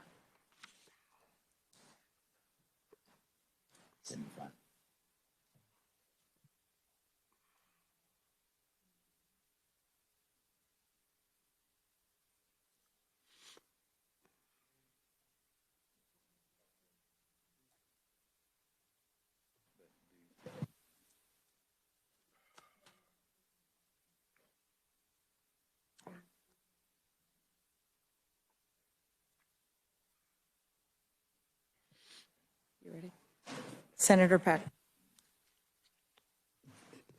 Thank you, Madam Chairman. 374 is the bill that relates to renewable energy, and I would like to make a motion to insert the contents of 325, which is a bill that would make certain that counties are notified and have entered into an agreement with renewable energy prior to the renewable energy getting into contracts, is my understanding the way that bill works. So I would like to amend the contents of 325 into Senate Bill 374. Is there a second on the motion? Okay. Second on the motion? I'll second the motion. Senator, it's been moved by Senator Peck, seconded by Senator Tyson. Discussion on the motion. Senator Corson. Did we hear 325 in this committee? Senator Peck. Thank you, Madam Chairman. No, has not been heard in this committee. It is in a different committee, but it has had a hearing. I would be opposing it just because I think most of these members have not even heard the bill. So I'd be opposing it for that reason. Thank you. Thank you.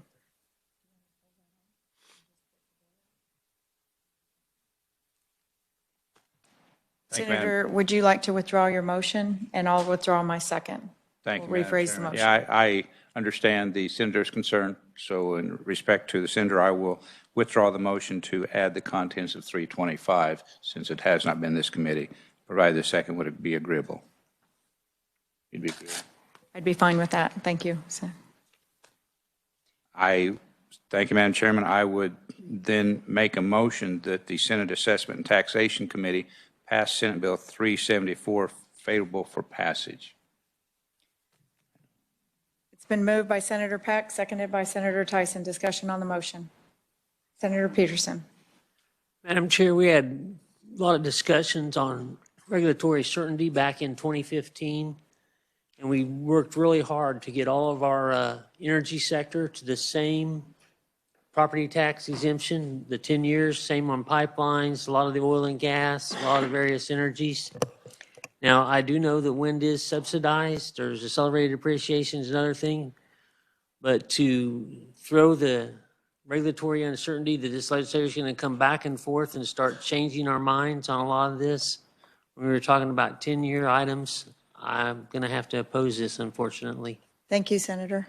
Other discussion? I will make a comment on the sense that I don't know anybody that gets depreciated out in 7 to 10 years and then the property tax comes on. Everybody that has the 10-year abatement has a lifespan much longer than 10 years. So maybe we should look at proportionally what the lifespan is when they actually come on the property tax rolls. So maybe that's something that this committee should do. But we are on the motion on the bill. Any other comments?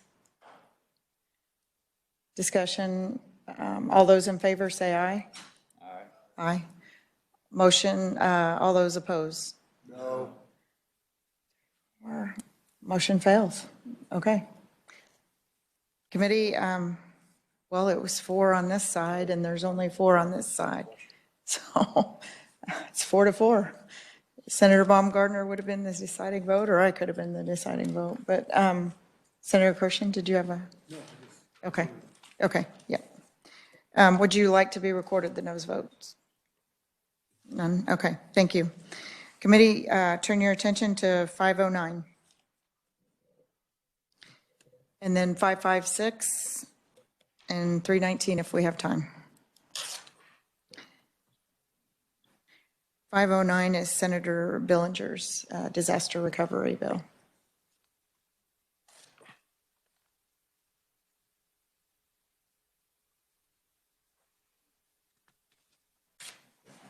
Senator Peck.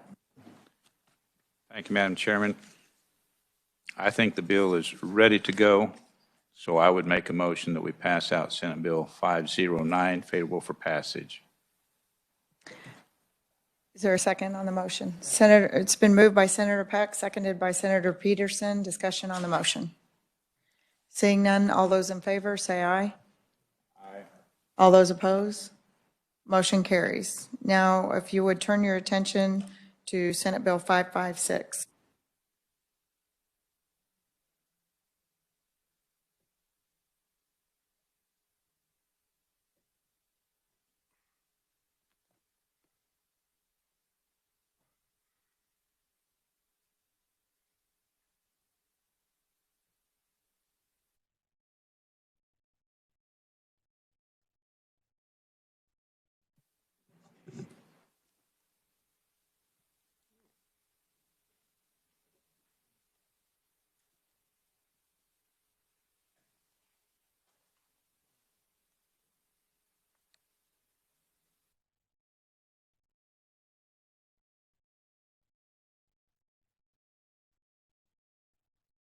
Senator Peck. Thank you, Madam Chairman. I would like to make a motion to pass it out favorably, but I also would like to remove the sunset date, and I think I can do that in one motion, or does the reviser say we need separate? We'll do the amendment. Thank you, Senator. All right, so I would make a motion that we remove the sunset date in Senate Bill 556. Is there a second on the motion? Looks like sunset date.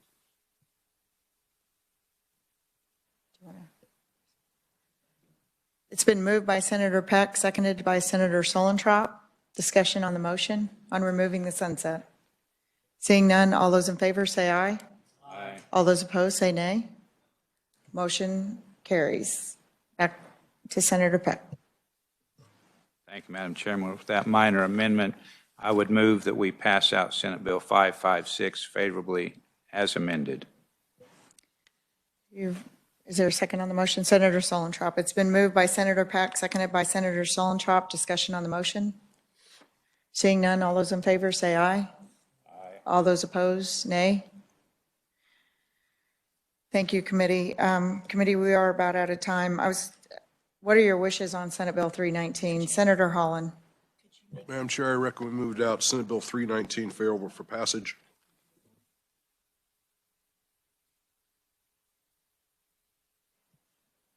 Just for clarification on the last motion, the motion did carry. The bill was passed out 556 as amended.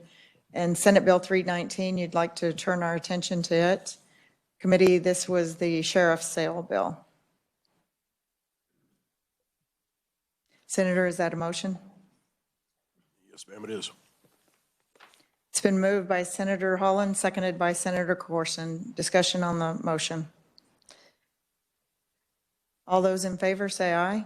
Aye. All those opposed, nay. Motion fails. If you want division, division. All those for the bill? 3, 4. All those opposed of the bill?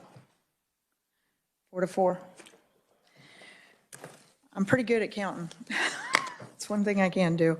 Well, committee, I cannot thank you enough. We have worked very diligently this year to do a lot of work. I want to thank the staff, Amelia, Eddie, JG, Gordon, John, Pam, and our IT staff. Okay, you might.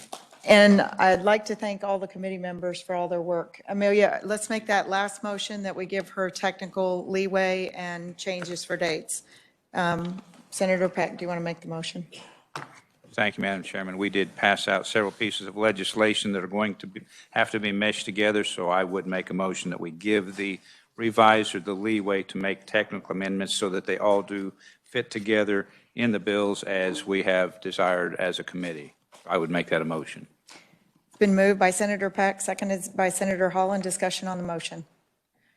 Seeing none, all those in favor say aye. Aye. All those opposed, nay. Motion carries. Again, thank you, committee, for all your work. We will have an informational hearing next week. It's not mandatory or anything, but it will be on valuations and the valuation process. So thank you guys very much. Thank you. Have a great weekend. Thank you.